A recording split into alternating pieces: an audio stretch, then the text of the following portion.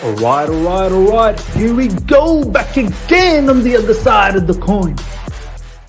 All right. Welcome back to the other side of the coin, ladies and gentlemen. Chelsea Football Club. We are back. The weekend fixtures are here. Really good game we've just seen, Everton versus Man United. And kudos to Frank Lampard and Everton to do the trick there. Man United in the mud. They're finished. It's gone. It's over. No more. They're not even in the conversation for top four. It's over for them. But enough about them. Who cares about them? We'll talk about that in a separate video. I want to do a reaction on that. But now, ladies and gentlemen, it's our game. Southampton versus Chelsea. Some madness of a lineup, which we'll touch on. But before we talk about the lineup, Ishan, my boy, bad boy Ishan, Padra, this is a must win. I do not care. Nothing is acceptable. A win, and a clean sheet as well. Clean sheet victory, please. Yeah, 100%. I would say a clean sheet would be. I would be very happy with a clean sheet. Win is a must win, 100%. Any day of the week, win is important. But today, I think so. Clean sheet. If we keep a clean sheet, I'll be very, very happy. It's so important for us. I can't project enough how important it is for us to bring back the defensive stability into the team. Once that is back, I think so. Then we start becoming a much more respected team in terms of the scoreline, which ends at the last. But yeah. Definitely, I would like a clean sheet. Ishan, this is the lineup. By the way, ladies and gentlemen, nearly 20 of you guys are live right now. Smash the like button, number one. Get those likes up. I'm pretty sure there'll be more coming in as we were finishing up over there in the Everton game. We had over 100 people there, which was brilliant to have on a non-Chelsea game. So make sure you smash the like button. Just very, very helpful in terms of the growth of the channel. If you're here for the first time, subscribe. But yeah, the likes, they play a massive role when it comes to the algorithm and pushing the channel to more audience out there. So make sure you help out. If you enjoy the channel as well, make sure you hit the like button. And also, thank you so much for all the support that you always show to me, ladies and gentlemen. Much appreciated. We're going to have another fantastic game. I'm sure we're going to have some fantastic conversation, some fantastic comments that we can look back on as well. Ishan, this is the lineup, ladies and gentlemen. This is the lineup. Edouard Mendy, Antonio Rudiger, Thiago Silva, Christensen. Nothing too surprising. That seems all decent to me. Marcus Alonso as a left wing back. Once again, it is what it is. Reluctantly, we choose Marcus Alonso. He is the only proper wing back. Hence, he's there. Not good enough, but it is what it is. Mateo Kovacic and N'Golo Kante. Mateo Kovacic starts. That's what I wanted to see. With N'Golo Kante, maybe not. Maybe with Saul, but it is what it is. I'm not unhappy about that. That's okay. Ruben Loftus-Cheek as a right wing back. Whatever's happened to Reece James, I don't know. Apparently, Azpilicueta has been tested positive, so he could be out even for the Real Madrid game. But Reece James not being there, I'm not sure what's going on there. I hope he's in the bench though, Reece James. Yeah, he's in the bench. Then you got Mason Mount, who I did not expect him to start.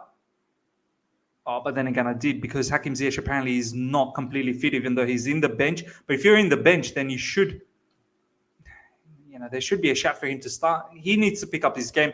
Timo Werner is definitely not someone I expected. I thought Pulisic would start this, knowing that this is a must-win game. Kai Havertz up front, there's no surprise about that. Ishan, how you feel about this lineup, bro?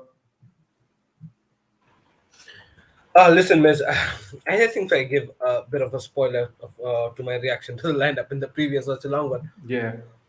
You know where the weak link is. I think so. Ruben Loftus-Cheek in the right wing back. I really don't know if I can justify that. I don't know, man. Again, Christensen as well, Thiago Silva and Rudiger. I think so. This should have been. We could have put up Chalobah here in place of Christensen. Maybe that would have made a little bit sense to me. But then if we're going with Chalobah for the Bernabeu game, yeah, I think so that makes sense if that's the plan. But then yes, Marcus Alonso.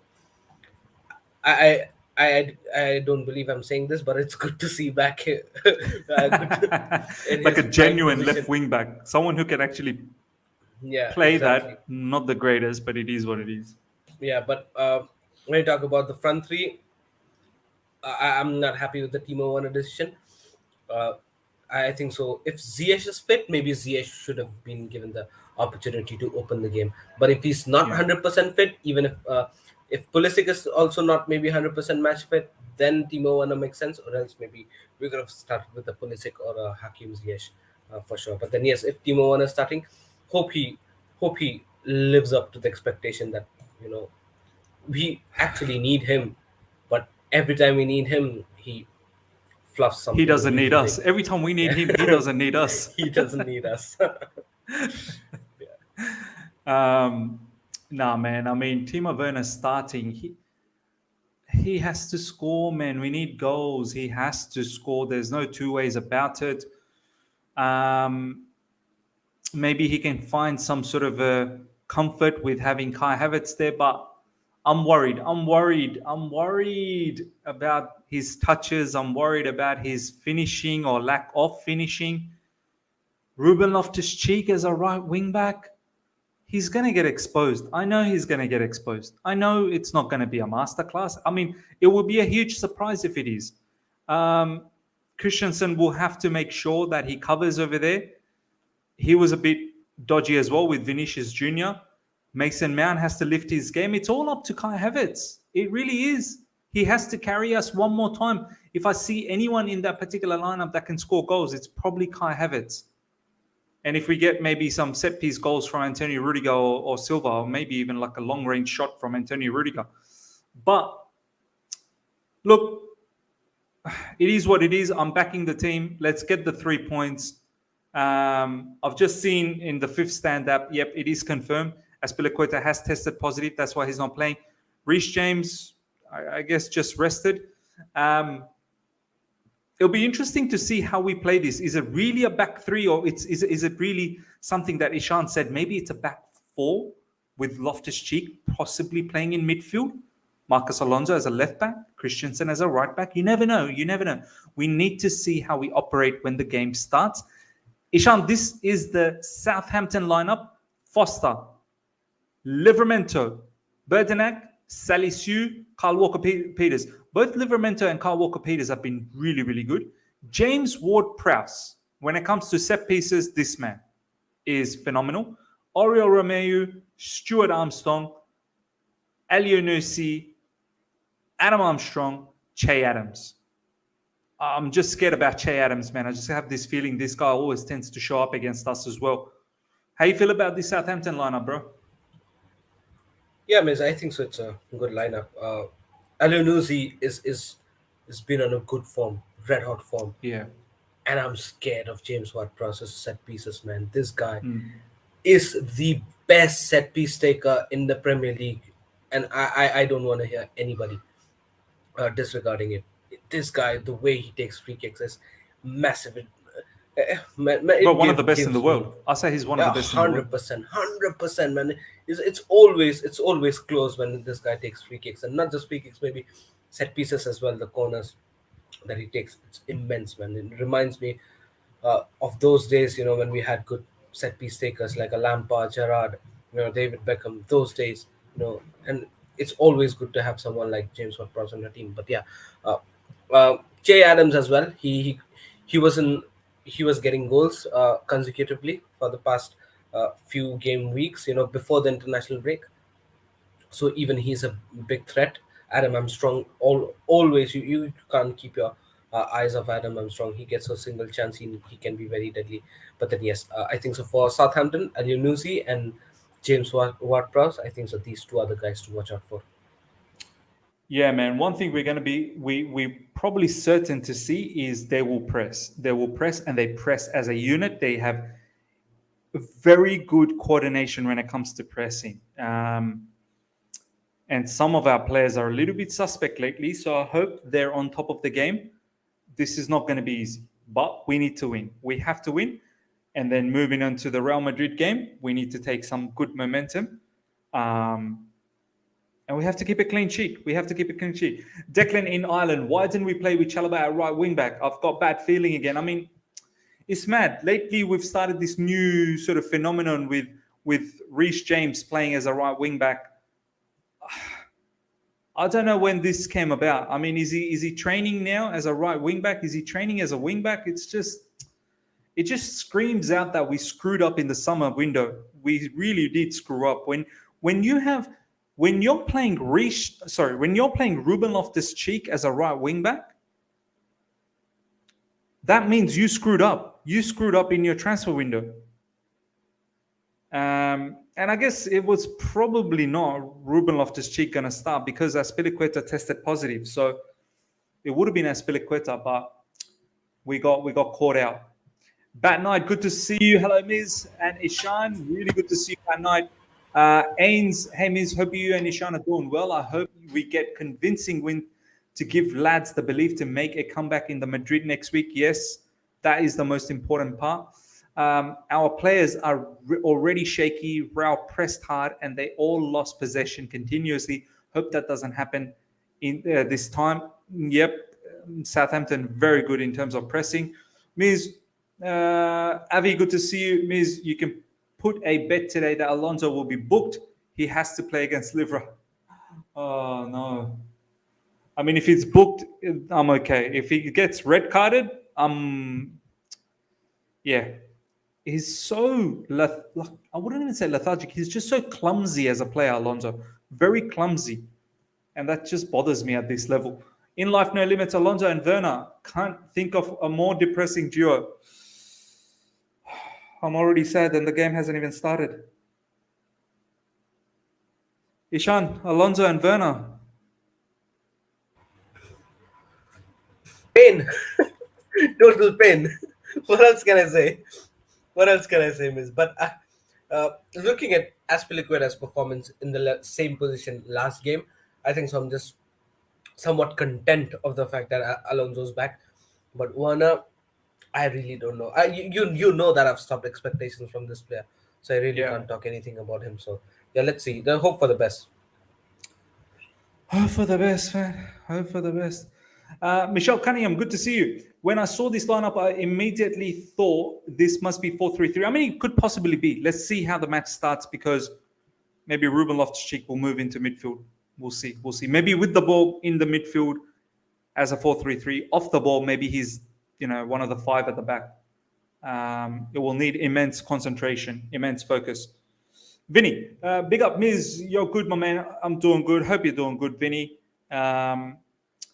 Jansen, we just need the Alonso who played against Liverpool, but maybe that's too much for an ask. That Alonso comes once a season.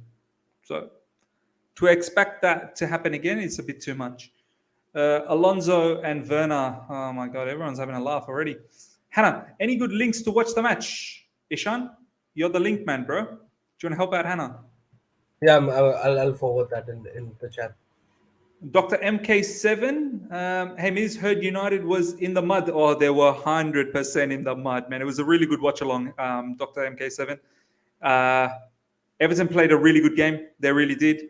Defended well, countered as well as they could, but they tracked back. They showed immense energy. They pressed well. They really didn't allow Man United any clear-cut chances, I have to say. So, excellent victory for Everton. And kudos to Frank Lampard and Everton, 100%.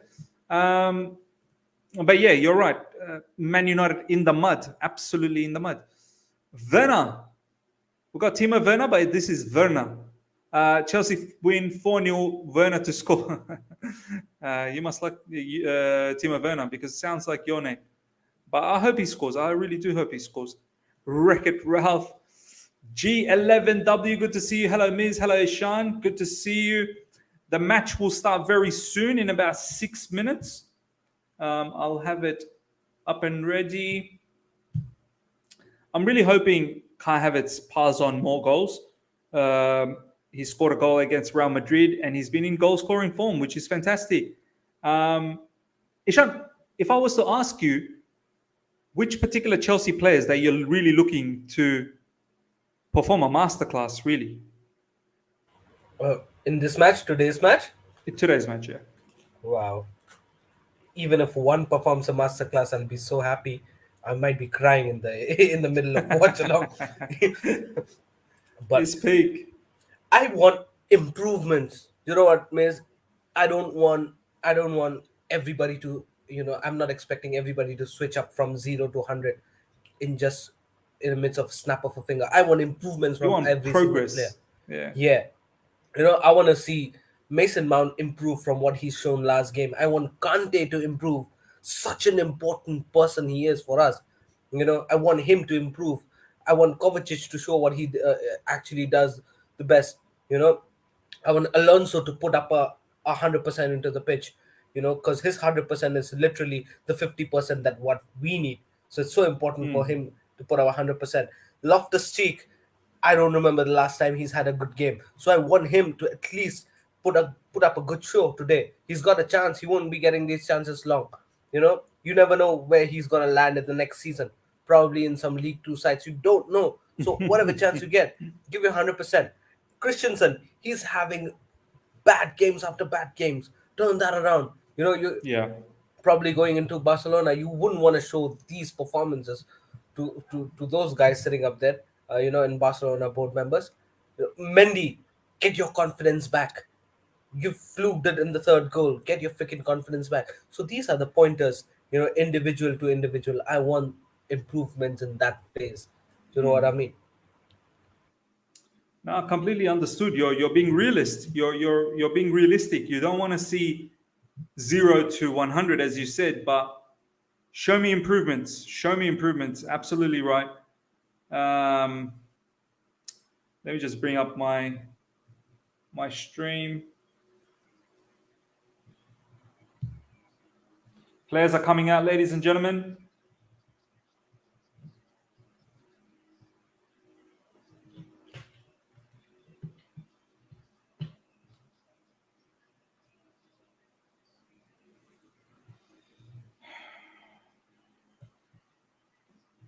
Looks like a nice sunny day.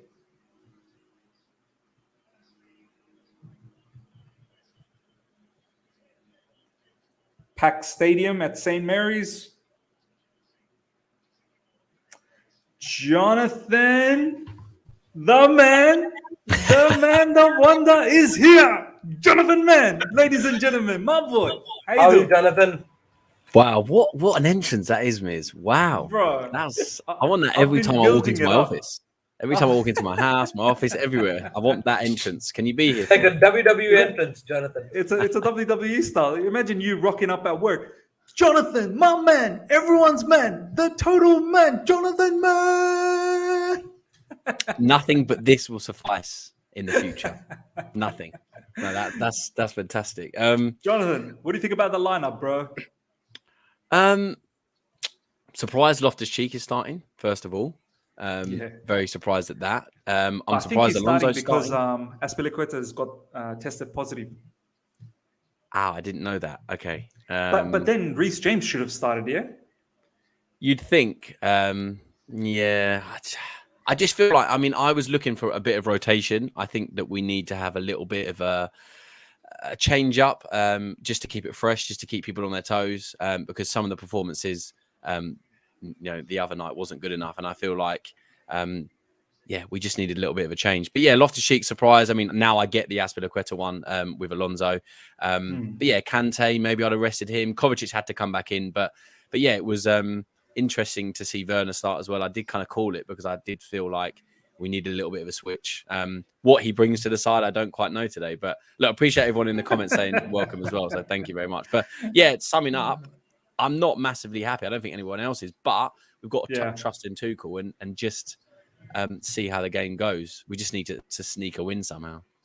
I love how you said, I kind of predicted Werner. Well, I kind of asked Werner to start, but I really don't know what he brings to the team.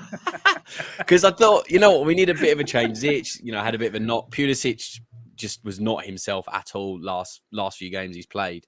So something had to change. But yeah, with Werner, the reason I don't talk about him anymore, because people are baiting me out on Twitter saying, why are you picking on certain players? You know the tweet I'm talking about, Miz, where I gave don't some worry home about truth. Twitter, bro. Twitter's shit, bro. This is the thing. I'm not going to speak on Werner and Lukaku and all these other players because what is the point of wasting our breath? We already know.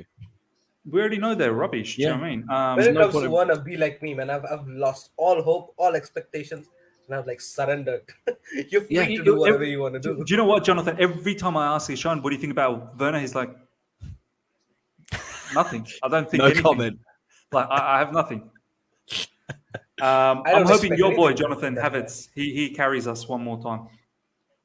He's got a lot of weight on his shoulders at the moment, hasn't he? He does, bro. Yeah, I mean, I think he should have definitely got at least one goal against Brentford. I was a bit disappointed that he didn't, but to witness those two humblings that I did live was bad enough. Oh my and obviously God. it wasn't great at home. But the thing is, and the reason I say I watched it live is because you do see different things at the stadium, like the off the ball stuff that you wouldn't have picked up on the screen. We I watched think it together. exactly. Remember Yeah, when we were watching exactly at together? the Club World Cup, it's completely different. And when people are talking about the defense, just to I don't know whereabouts you guys are on the stream. I'm literally about to kick off. We've just kicked off. I'm on, ladies and gentlemen. I'll let you know. I'm on 17 seconds, 18 seconds, 19 seconds, 20 seconds, 21 seconds. Wow. Where you How guys? come Miz is so ahead of me this time? Wow, he's the Miz is furthest way ahead. away, but the furthest ahead. Oh, are you guys way behind me?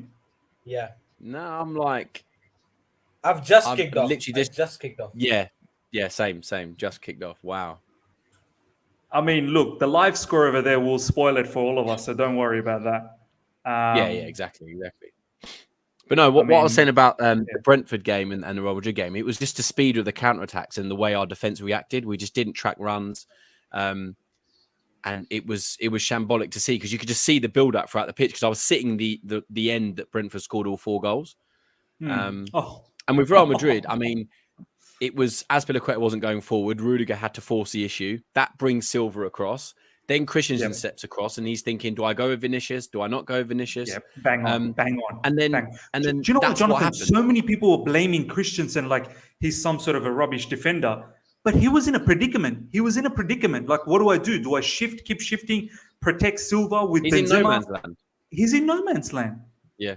I'm not saying he played well because he didn't, but you cannot put just the blame at Christensen's door because James didn't help out sometimes as well. Exactly, Johnathan, you're so right because I was trying to point out this very sort of point of view on the previous watch along when this was happening because there was so much space for Vinicius Junior, and I was saying that Reece James has to be there. There has to be another body added into the defensive line. By the way, boys, did you guys see what Rudiger just did? No, not yet, actually. I'm sure we will see in a second. Oh my God! Yeah, now I saw that. Oh my days. This is the thing. I think, boys, I think something deeper is happening. Like, I've never seen our players this disoriented under Thomas Tuchel. So something bigger is happening. Taron said it at the game on Wednesday that we look a little bit like Frank Lampard's Chelsea in terms of defence, all over the place. Yeah. You guys will see very, very soon what just happened.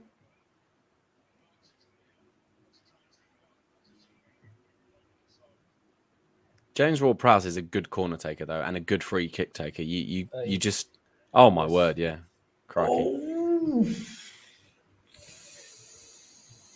Good start, ladies and gentlemen, so far from Chelsea Football Club. All with that man Werner as well. You'll see there's another Werner chance. who took the shot? Yeah, wow. Good shot from Timo Werner. Very good shot. I take everything back. One of the best strikers in the world. Look at that shot. Incredible. A Bundesliga legend. No, I mean, actually, that's the best shot I've seen him take. Wait till you see the next clip from Kai. Oh, wow. Should at least hit the target.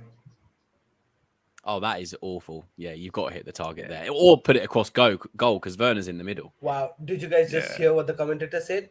In last 42 appearances, just 3 goals from Mr. Werner. Oh, wow. Bro, he's a legend. I'm not going to hear anything else.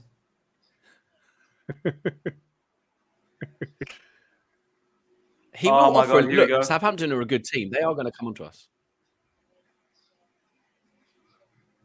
Our back 3 looks very open. Is it a 3 today? Well, looks like, yeah. Let's see where Loftus-Cheek is. Yeah, because we haven't really been able to see the setup yet, have we? It is a back 3, yeah. Oh, right, okay. It is a back 3. That's very good defending from Kovacic. Yeah, you can see. Corner coming in. Yeah. Ward-Prowse sets it up. Good block. Southampton still with the ball.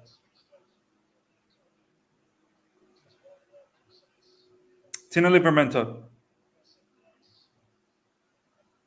Nicely intercepted. Kovacic. Good run. Kai Havertz. Kai Havertz. Lays it off. Yeah.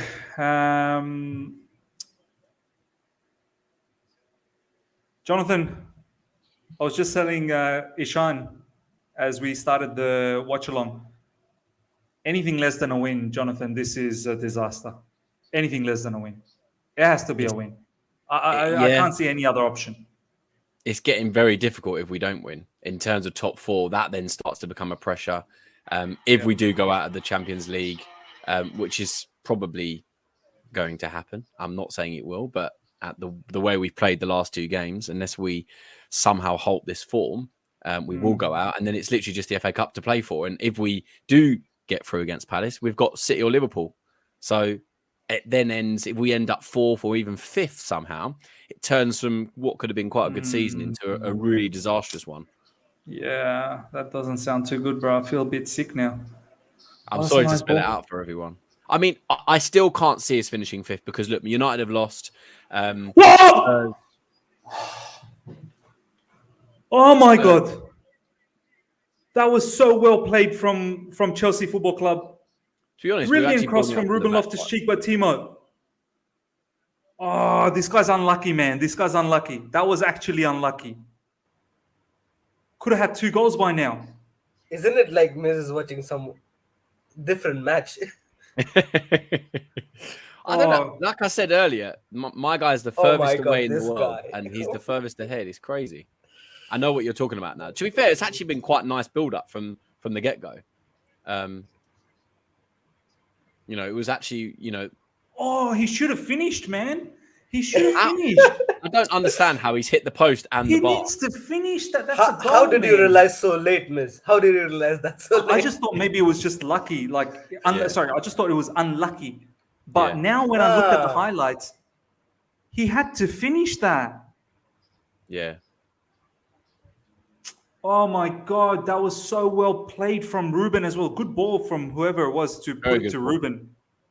That should have been a goal.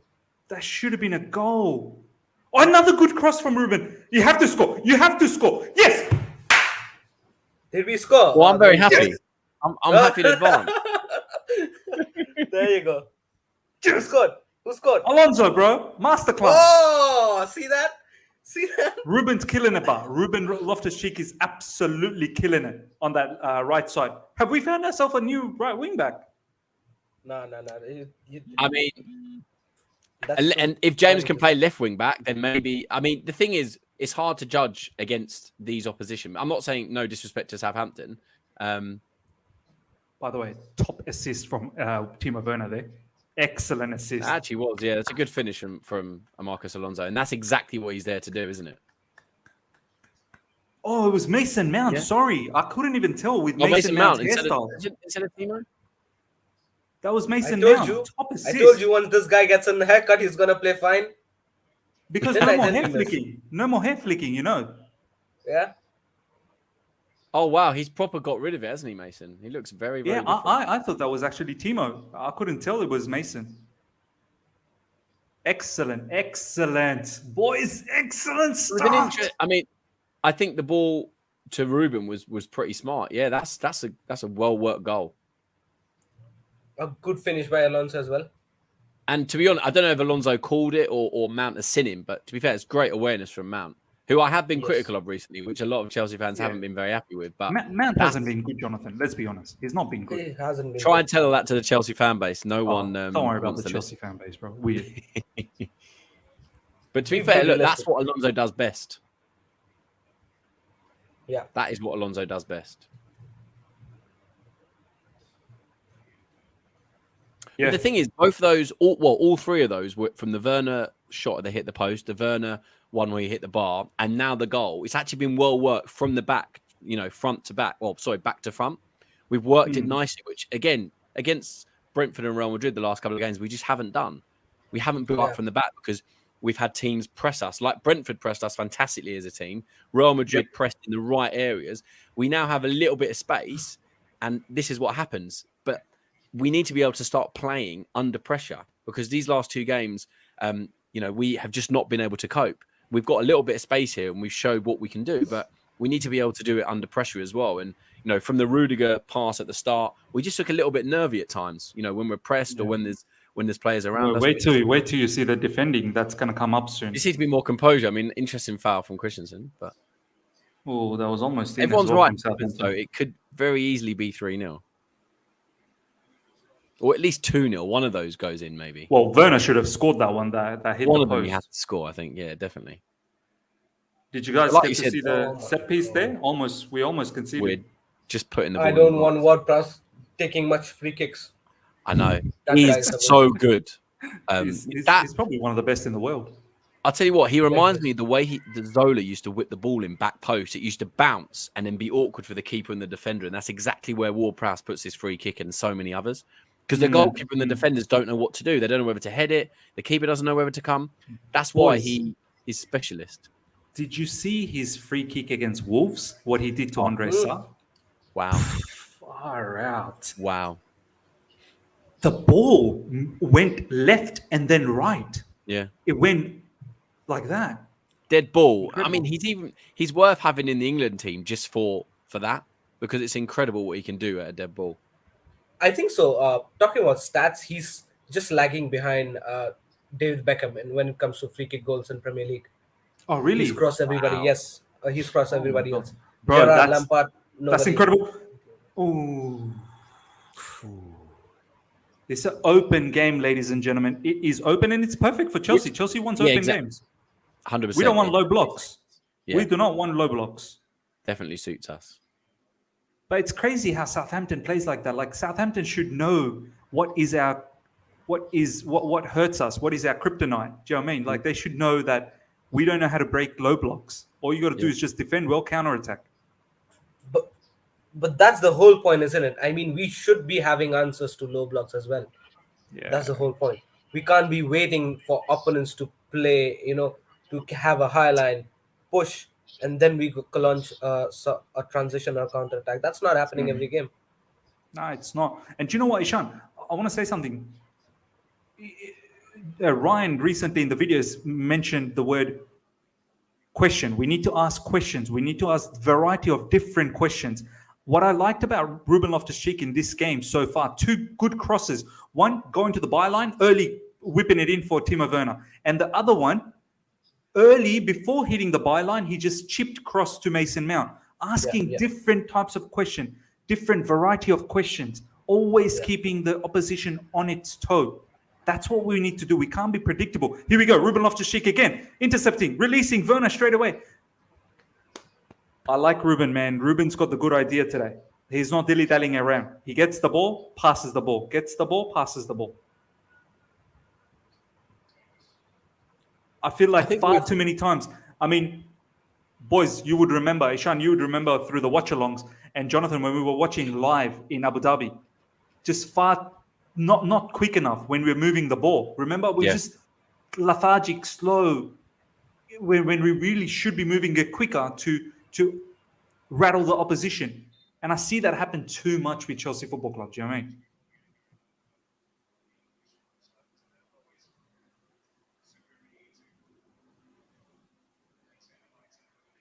By the way, Did you see Werner's beautiful flick? Wow, that was world class.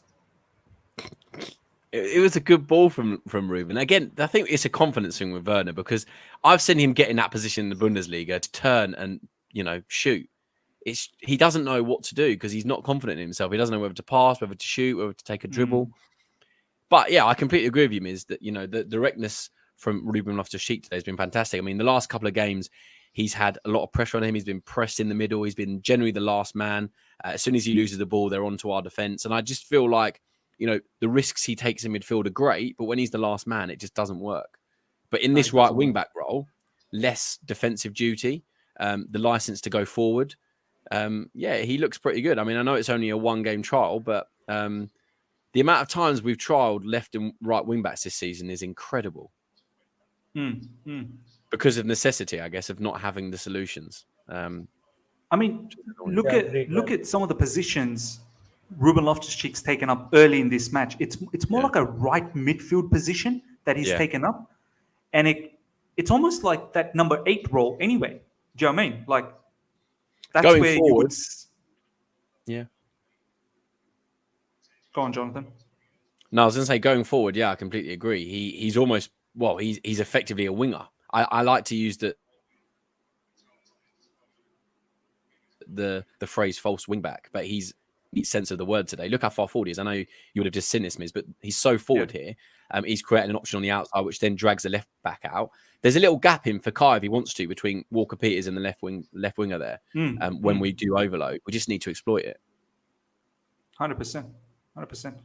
And you guys will see very soon. He's sometimes tucking in the midfield as well with the ball, and now he's moving out wide. Ladies and gentlemen, I just want to share a quick story. When you watch live matches with Johnathan in stadium, and here's a message for Ishan as well, bro. When I was there, oh, here we go. Hold on. We're in the box. Oh, man, with the shot. What a goal! What a goal! Oh, is it a goal? Wow. Mason Mount has brought his A game, ladies Me and and gentlemen. Johnathan are in a different match. Guys, we're watching Arsenal's match. What probably. a hit! Mason has had enough of criticism. Mason said, "You know what? F you." He's really taken everything to heart. I hope he's seen it. Because that brilliant pass as well. Do you know what? Mason does stick around in social media, so I'm pretty sure he would have seen it. Once again, I think it was Mason Mount that passed it to Ruben Loftus-Cheek. And then the ball falls to Mason, and Mason with a drive. The celebration as well. Wow. It's a really good position from Ruben Loftus-Cheek. Wow, what a finisher. Oh, my goodness. When was the last time we saw a Chelsea midfielder just take a shot from midfield? Lampard. Literally. When was the last? Essie and Lampard, those days. That is an incredible goal from Mount. That was Lampard-esque. The haircut effect. That was Lampard-esque. That really was. The way the thing is, it's about speed. He takes it, a very nice touch to cushion it, and then it's just straight shot. Because the goalkeeper can't be set. Johnathan, isn't it all about not taking much time on the ball and thinking it was just reactionary? Exactly. That helped. We do things in slow motion so many times. We take 1-2 touches. The way he's brought that down and then shot, it doesn't allow the defense to come out and press him. It doesn't allow Forster to get a position. Look at it. One touch and then bang. No one's close to him. It's nice and low into the corner. Fantastic technique. Wow, what a finish. That's what we want to see from Mason Mount. And this is why me, Miz, and some other people have been critical of him of late, because we know what he can do. We just want to see it. He can do that. He can do that. He needs to do that. We just want to see it on a more consistent basis. Look at twice today. Inside the box, assist for Alonso. Outside the box, goal. Great shot. And before the goal as well, the lofted pass towards Ruben Loftus-Cheek as well. Yeah. Now, You're spot on, Ishan. That lofted pass to Ruben Loftus-Cheek, he's actually now... Amidst this, did you guys just see Werner fluke another chance? Did you just see it? Oh, again, that lofted... Was that Mason again? To Alonso that time? Oh, no, that wasn't Mason that time. Who was that? Who passed it to Alonso? Was that Kovacic? Live chat, let us know. Who was that passed it to Alonso that time? I think it might have been Kovacic. This is the kind of performance. This is what I'm saying. If we bring this game for Real Madrid, I'm telling you, Real Madrid is no Bayern Munich or Man City. They can be beat. They can be beat. We could have got to easily 3-2, maybe even 3-3 on Wednesday night. We just didn't have the 100%. I mean, there's a lot of words I want to use right now. We just didn't have the intensity. We didn't have the know-how. That ball looked like Kovacic, I think, to Alonso, just from looking at it there. You guys will soon see Mason Mount winning the ball incredibly. Timo Werner has had 3. He should have a hat-trick right now. I know that's a good save from Forster, but it's a good height. Yeah. Wow. But I don't even count that, Johnny, because I don't even expect anything from that guy. It could you be never know. You never know. Maybe the more misses he has, he's getting closer to a goal. Keep missing. You have to score Get closer eventually, to a right? goal. Yeah, eventually I'll have to score. It's just 3 it's goals just in 42 games, you know. Yeah, it's I'm mad, sorry, bro. but I don't know what Mason Mount had for breakfast today. If he had his Weetabix, I Bro, don't it's know the haircut. It's the if he. It's the haircut. haircut Yeah, effect, maybe Johnny. it It's is. the haircut. Maybe it is. I don't know what he did. All jokes aside, he's turned up today, looking to get on the ball, looking to make things happen. He's got speed in his pass. He's got his head up, because so often recently he's had his head down. The intensity's not been there. It's 1, 2, 3 touches. It's sideways. It's backwards. Today he's looking up. He's got Ruben Loftus-Cheek on the right. You know, always wanting the ball. He's got runners with Werner, albeit we know Werner doesn't always bring as much as we want him to, but at least he's got the movement today. Kai Havertz Johnathan. hasn't really even been able to get into the game, and we're 2-0 up. And before the game, Johnathan. you would have said 2-0 up, Havertz would have got one of them goals. So Mason Mount probably woke up this morning, picked up the clippers, and said, I've had enough. I'm about to cut off all my sins. Do you know what I mean? I'm about to get pure. It's time to be pure again. And you know, the vision is there, the shooting technique is there, the assist as well, like everything that you want. And he's playing as a number 10. He's playing as a number 10. Missing. Just the consistency is missing. Maybe he needs to get that right. Yep. And why is that every time our players need that sort of criticism? Come on, Timo. This is Bundesliga style. Don't screw this up, Timo. Did he score? Percentages, he has to score eventually. Oh, I'm dying. Oh, Wow. my days. We are Timo Werner scored, ladies and gentlemen. That was a We're at Bundesliga goal. 3:21 That was UK space. That was 3-0. a lot of space. Oh, what a speed is Southampton massive. is capitulating, but I have to say, these are mad. These are mad that's a good tactics goal. from Southampton. That's a good goal. This is a classic Red Bull Leipzig Bundesliga style. Timo Werner. Mate, celebrate. You don't get to score like that often. Celebrate. You know literally what? scored your 4th goal in 42 games. You know what? The defender was close to him. He managed to hold him off, go outside, take it past the keeper, and then put it in the back of the net. That does take balls, to be fair. He's had 3 chances he could have scored. He could have easily put his head down. We've had a lot of criticism of late, of not chasing after people, of not putting the effort in. But that is the class that he does have. I know we've been frustrated, and I'm not saying, you know, this is something we're going to see every week, but that's a touch of class there from Timo Werner. And it is almost Leipzig-esque Werner, you know, for that ball to go over the top. Albeit that defender is pretty slow. That is how Timo is deployed. He's not set up for a low block. Timo is perfect when the team has a high line. I mean, I don't quite know what Ward-Prowse was doing with the header back and forces in no man's land there. I don't know what Southampton's I doing. think so. Really. All the frustrations are coming out now for the last. I think, you know, Yeah. Tuchel was talking about having an honest conversation and about, you know, sitting the players down and critiquing. And I think they really have taken it to heart today. This is incredible. This is going to be 10-0. This is going to be 10-0.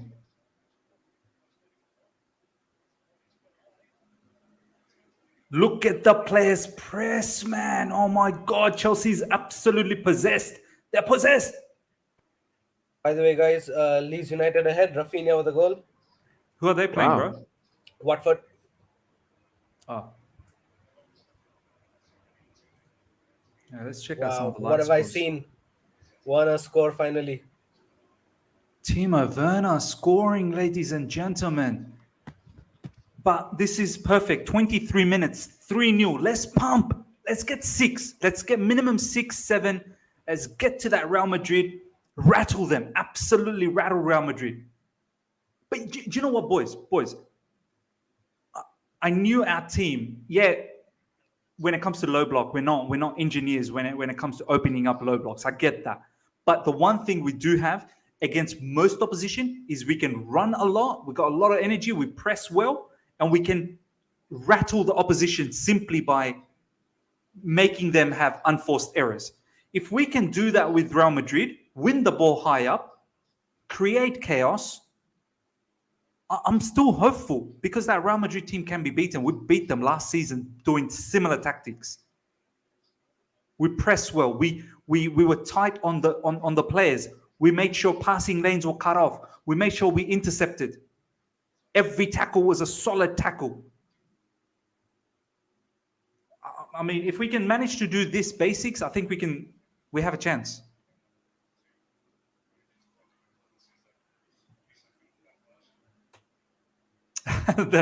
every time we talk about Real Madrid, it's like this man has a like a notification when the channel talks about Real Madrid. That is there. He's got a sensor, man. Notifications pops up in his phone the moment he hears Real Madrid. By the way, guys, I've dropped a link on the chat. Whoever wants to access it might click on the link. I want to get on Miz's stream. He's nice in the head, man. I'm on a stream. I'm on a subscription, bro. Fair enough, bro. Yeah.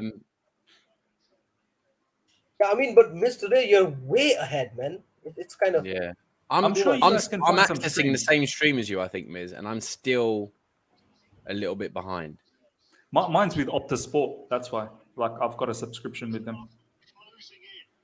Yeah, it's crazy. I'm still behind.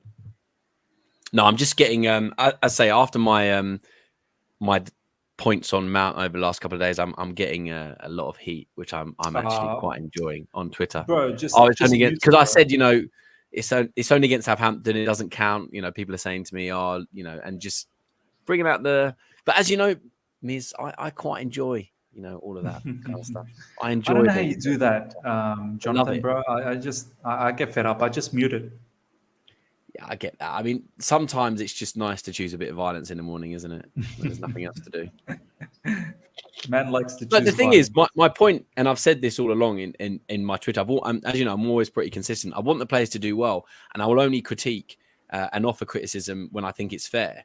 And he hasn't been consistent enough this season. You can't just look at stats and say, he's got 20 goals and assists this season, Mason Mount. Well, 6 of them came against Norwich, against the bottom of the table. And I'm not saying that didn't help us win the game, but you've got to do it on a more consistent basis.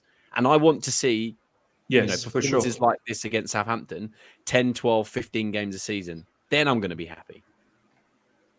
No, I have to agree. I have to agree with you, Johnathan. I mean, and look, we're fans. At the end of the day, we're fans. Obviously, we're going to get excited with the level of match that we're seeing right now.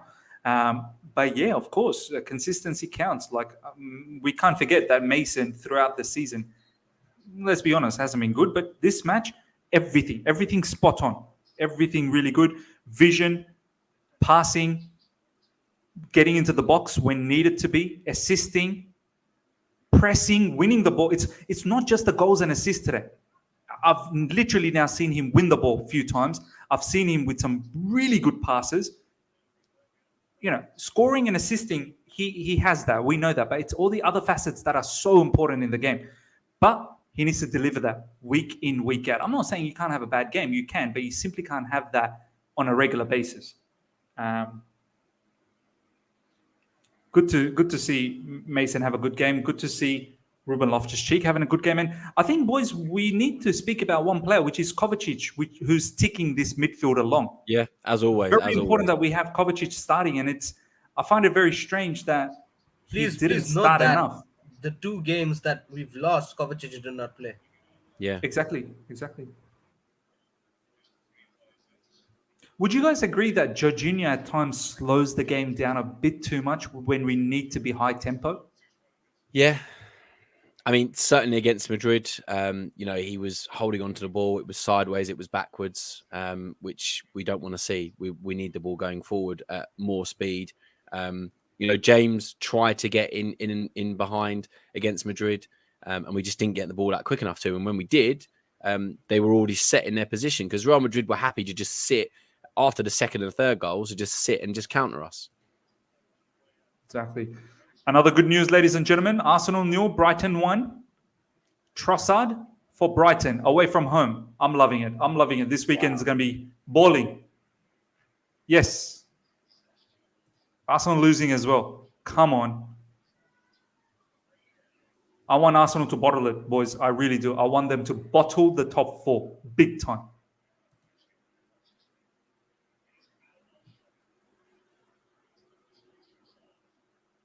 Now, who's this guy? Alawinusi? He's a very good Yeah, player. he's lately been bowling for Southampton. Yeah, he's a good he has player. been doing well. He's a very low center of gravity kind of player. Oh no.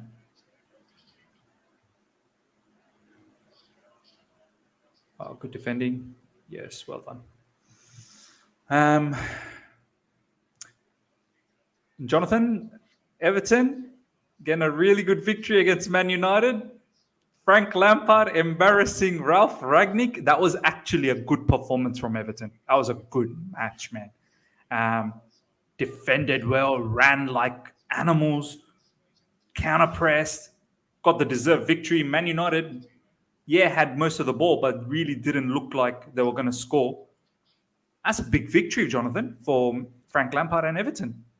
It's a massive victory, mate. I kind of did call Lampard taking them down, and it's a massive result today that will really help them to come and stay in this division. But a lot of Man United fans are calling it. This is the kind of game that they would. Your boy just scored.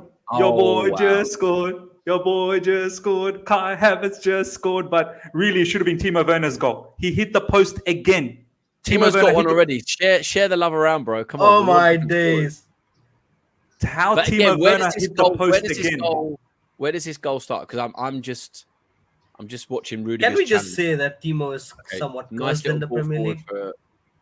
Nice ball forward. How did Timo Werner hit the post? I'm very amazed. I thought, my God, as Johnathan was speaking, I was like, oh my God. This guy cursed in the Premier League, man. I really don't understand. Really feel sorry for him sometimes. But it was so well played from Timo. So well played. But that nonchalant finish from Havertz, I mean, the way he just took that ball that was thundering towards him was like it was one. Right? He just taps it in. A soft touch and it's in. This guy's. Why are the guys celebrating? They're like, they don't even want I think they're like, we've won the game already. I almost think it's like, we've come here to do a job. We're just doing exactly what Tuchel has asked us to do. I think maybe that's why they aren't going crazy. Werner did good there, by the way, to just, wriggle off 2 defenders. Yeah. They're asking for a foul, but it's not a foul from Havertz. I mean, it's not a foul from no one. I don't quite know how Werner wasn't taken down for a penalty there. I mean, they all tried, didn't they? 3-4 of them. But yeah, it was just Kai's in the right space. I mean, that's come right to him. It couldn't have gone any better, but wow. He was so nonchalant about it as well. He's just I'll just tap this in. I'll just tap this in. My fantasy Premier League is looking mad. I have Alonso. I am in the mud. I am in the mud. And I have Kai Havertz. You have Alonso. Oh wow, that's good for you today, bro. Yeah, it's looking good. Again, Timo Werner. Again, Timo Werner. Oh, Timo's having a very good game. Timo probably should have got 4 goals alone today. Yeah, Timo should have had 4. Really, he should have.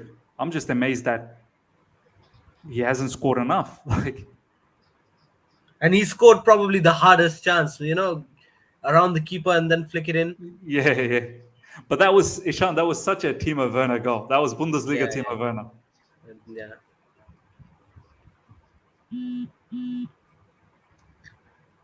Also, does Timo Werner generally enjoy playing against Southampton? He's got a good record, doesn't he? He scored a couple last season, didn't he, at home? Yeah. Could have got a hat-trick as well. Yanni, Werner might have to play Tuesday. Pulisic didn't do a good job, so... I mean, on this performance, but they're not going to have the kind of space. That was a little bit... Just looking at this again from Werner, he did clip his ankle a little bit, Salisu. That could have been called as a foul. Don't worry, bro. Don't worry. But it doesn't matter. Doesn't matter. Because Kai got the goal. I mean, I'm happy with that. But look, we don't need to look too deep into these things. The thing is, we've got 4 goals today, and we could have had 8. And I've not seen us create 8 really, really good chances in a game of football for a very long time. Probably against Norwich was the last time. And against that, that team, I still, again, I to this day vow that we still didn't play that well against them. I know. I have to say though, Southampton's too open, way too Massively open. They need to stop the rot. They just need to dig in, and this could be another 7-0 or 9-0. What was it that they lost? Because they've got this ability, because they want to keep getting on the front foot. They want to keep pressing forward. You know, Hassan Hüttl's a manager that wants to be progressive, but this can really hurt you. That ball to Loftus-Cheek, wow, that was a very nice ball from Kovacic. Yeah, he's getting in all the right positions today. Do you know what, boys? Lukaku is possibly going to still be injured. Callum Hudson-Odoi is still injured. Hakim Ziyech apparently picked up an injury. He's in the bench. You could possibly see Timo start in that match against Real Madrid along with Mason Mount and Kai Havertz, just like the way we're doing now, unless it's Kai, Mason, Ziyech. It depends on fitness, I guess, doesn't it? The thing that Timo gives at least is that pace. But then again, Real Madrid ain't going to be this open. Let's be honest. Real's not going to be this open. Exactly. They don't need to be open. They can just sit and let us come onto them, and then they can just pick off a goal, because they've got one of the best strikers in world football currently, Benzema, and they know that when the ball goes to him, he's got a very good chance of scoring. Good point from Surfs, by the way, just before this Ray comment. I mean, Southampton are really open, but to sub Thiago off, I think we need to start looking now at who's going to be vital in our game on Tuesday. And I wouldn't disagree with that. We've got Chalobah on the bench. We've got Sarr on the bench. I'd even bring like a Pulisic and Ziyech on, just because these guys are so open. Let's get Pulisic and Ziyech a little bit of confidence, especially Pulisic. Yeah. He needs to get a little bit of form, because good idea. Good idea. Watching him the last couple of games, Pulisic, honestly, I've been pulling my hair out. Against Madrid, it was, you know, I called it with Tara in the first 5 minutes. I said, Pulisic doesn't look right. He looks leggy, he looks injured or something. And we obviously missed Kovacic against Madrid. And that's why I would bring off probably Thiago Silva at halftime. And I would probably bring off Kovacic as well, because they could be two really key players on Tuesday. Kovacic has already showed today that he can really control a game without even having to do too much. He has to start. Yeah. He's the key, man in our midfield. And I don't quite understand how Tuchel seems to have forgotten that recently, where he's been benching him. But he just pulls the strings. Oh, I'm liking all these Havertz comments, by the way. I feel because Havertz did two what do you call them? Like around the world or something? Is that what it's called? That trick? We're just getting in behind so often. Yeah, so they're just playing in a very wide manner, and we are compact though. We are very compact. We're not spread out. We are staying in and finding little passes. I think it's been, Whatever Thomas Tuchel said post Real Madrid game, and also for the last couple of days before this game, has really drilled into the boys that, because the last few games against Brentford and against Real Madrid, we looked very wide and open, and there was too much space in between. Watch this game. We're compact. We're finding short passes and then releasing players. But of course, Southampton has been open, no doubt. But you can only do what is given in front of you. And this is a good confidence booster moving into the Real Madrid game. Massively. Let's be honest, our team, we're not generally an open team. What has happened to us last two games, the 7 goals we conceded, that's not how we operate under Thomas Tuchel. So from a defensive standpoint, if we can keep a clean sheet against Real Madrid, are we good enough to score 2? I mean, the thing is, the last couple of games has not filled me with confidence. We just don't look structurally quite with it. So whilst I agree, we over the course of the season, our defence has been good enough to keep a clean sheet against pretty much any team. But they are going to create that one chance, because we are going to have to create pressure. They're just going to sit. They've got, as say, Benzema. They've got the pace of Vinicius. And those two alone tore us apart on Wednesday night.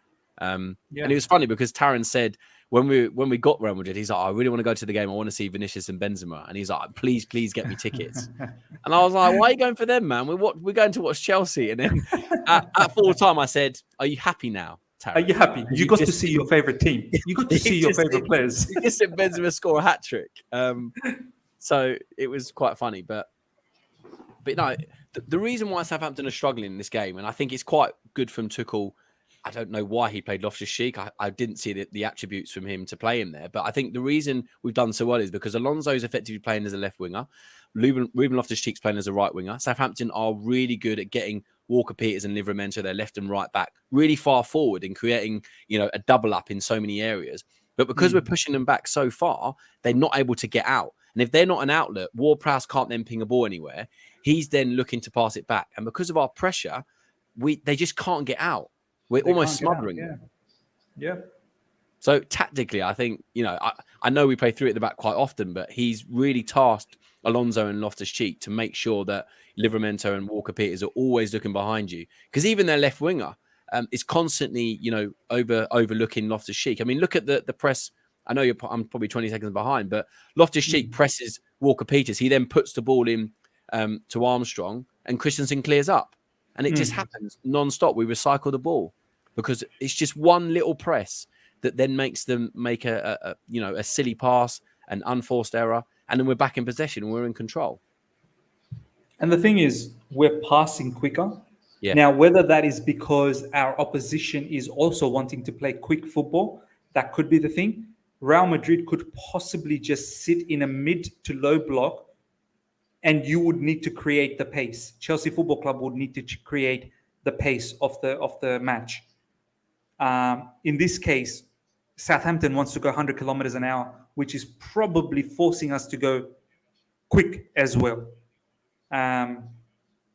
Maybe. I remember when we played Leeds that time, the really crazy game under Lampard, and they were just, it was a mental game of football that was dictated by their pace. So I do get what you're saying. I also think that they know that they've got Timo's pace in behind. They know that there's loads of gaps, and they almost think, well, I need to play it quickly because we're through on goal, and we've scored 4 goals already because of our play.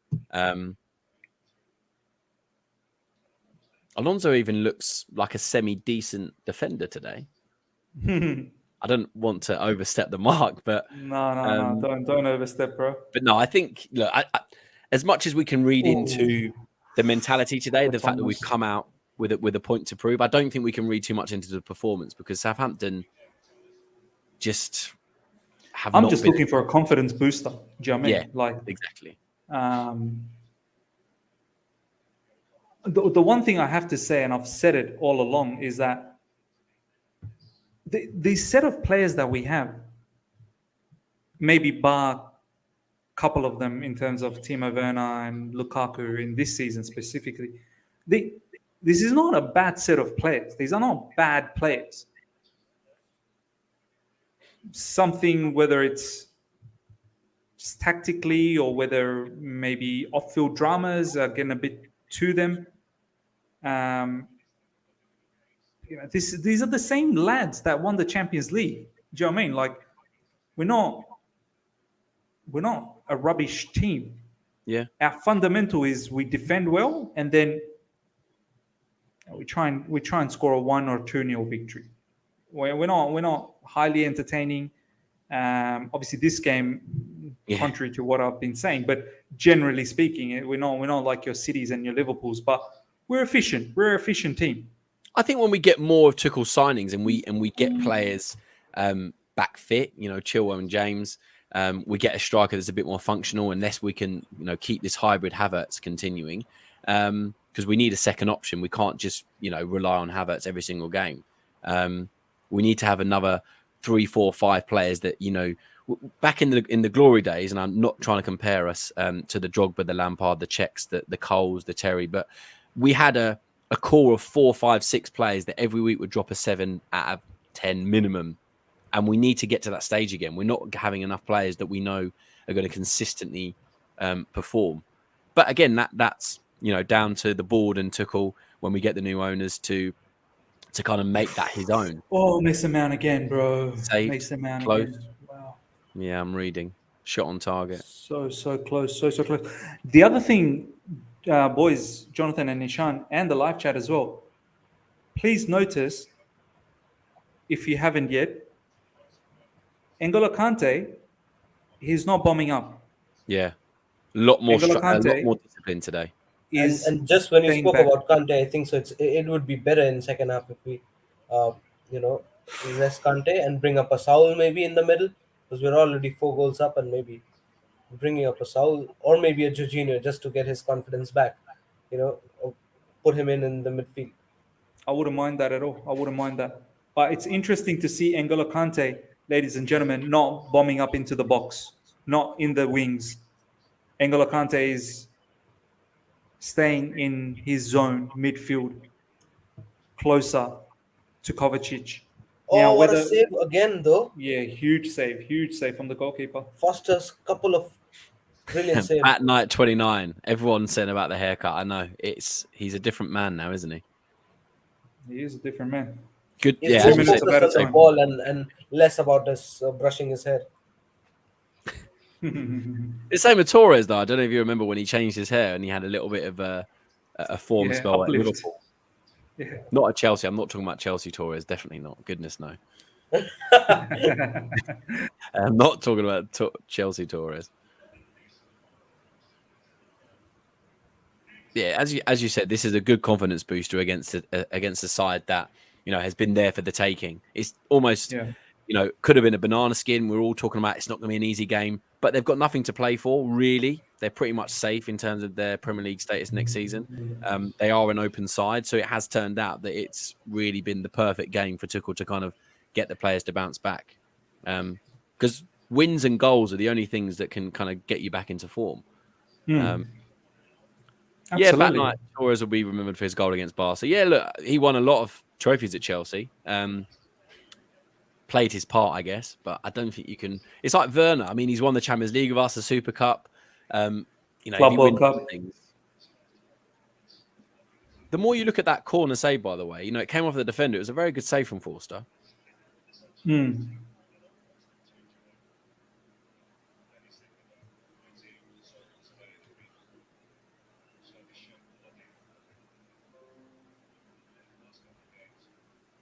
Looking at the current situation, though, this just like Jonathan said, this might be Southampton might be the perfect opponent that has come in a perfect time, and hence we're leading 4-0 at halftime. But I want to envision my team, regardless of the opponent. We should be ruthless, every single game, just Yeah. like the stature which Man City and Liverpool has built. Regardless of the opponents, we should have a specific plan for every opponent. You know what I mean. 100%, 100%. Ladies and gentlemen, first half, 4-0. 4-0, ladies and gentlemen. Yes. Bellissimo. Bellissimo. Thomas Tuchel, he's going to be very happy, but I think he will probably urge the players to absolutely hammer, like get goals. Stat pad. Today's time to stat pad. The boys have been saying that they'd want to maybe change a few things in terms of giving players some rest. We'll talk about that. But before we do that, first of all, ladies and gentlemen, let's go to Ishan. Then we go to Johnathan. Ishan, how do you see that first half? Who are some of your impressive performers? And then we'll see what Johnathan has to say as well. Live chat as well, let us know. Go on. Oh, mate, it's been a dream first half, isn't it? 4 goals, especially a clean sheet. For me, like I told you at the beginning of the game, the clean sheet for me is very important. And the job is not done yet. Another half, I want to see clean sheet, regardless of how many we scored more. So I'm happy. Although we know the fact that Southampton did not challenge our defense line much, but then still a clean sheet is good for the confidence. But yeah, talking about the whole first half as an overall. It was ruthless by us. Timo Werner scoring, Mason Mount with a brilliant long ranger. I think so. Mason Mount for me has been the player for the first half. Yep. Yeah, he's been the best player for us in the first half. And just like you had mentioned earlier, Kai Havertz wasn't even in the game, but then still we were like 3 goals ahead. So brilliant first half. Can't ask for more. But then Marcos Alonso as well. Good goal from him. yeah, Marcos Alonso. And Marcos Alonso looks to play in a more of an attacking position. He's more of a left wing, just like Johnathan said, rather than a left wing back. And I think so. Whichever way we're playing, Timo Werner probably could have got 3-4 goals to his kitty easily. We created a lot, and we're trying to get be more clinical, and that's so important to me. You know, we do create a lot. It's just about a clinical finish, and today we've been very much clinical, and hence you can see a 4-0 scoreline. No, 100%, man. Very, very good game so far from us, and good confidence builder. Johnathan, thoughts on the match so far? Some key performers from your perspective, and 4-0 halftime. Thoughts, bro? Yeah, going into this, what could be a really, really tough game on the face of it. We've turned up with real determination. We've got a purpose in our passing. We've got the intensity. You know, the wing backs of Alonso and Loftus-Cheek have caused a lot of problems. We've got Werner in behind, who could have had 3-4 goals. You know, really set the precedent for the game. And we got the first, and we just kept going. And that's the thing. We were hungry for more goals. And that is a real change into the last few games, in the last couple of months, because we've been hungry for more goals. We've been, you know, having the movement up top. We've got the intensity in our play. We've got Kovacic pulling strings. We've got the wing backs playing well. We haven't really had any issues in defence, which the last couple of games you would have, you know, looked at this one and said it's going to be a bit of a banana skin. So, yeah, as I said earlier, without Havertz really being in the game, you know, one of the guys you would have expected to stand up hasn't even been needed. Mount has had a lovely assist for that first goal, which really set the tone. The fantastic second goal as well from outside the box, you know, quick touch and a shot. And obviously, yeah, Werner finally getting his goal. It's, you know, it just from start to finish. He's looked very good, Timo Werner, today. He has. It's been comfortable. You know, I'm not going to overhype because, you know, I still think Southampton, you know, we really have nullified the way they play. And I'm not going to say it was a masterclass. We played well. We beat the team in front of us. But that's all you can do. Get some goals, get some form, go into this Madrid game as well prepared as possible. But I think Tuchel will be happy. It's definitely been a response. But we need to now build on that second half. And as I said earlier, make some changes. Bring maybe your Kovacic, your Thiago off. Think about Tuesday. And you can do that 4-0, you know, away from home. Again.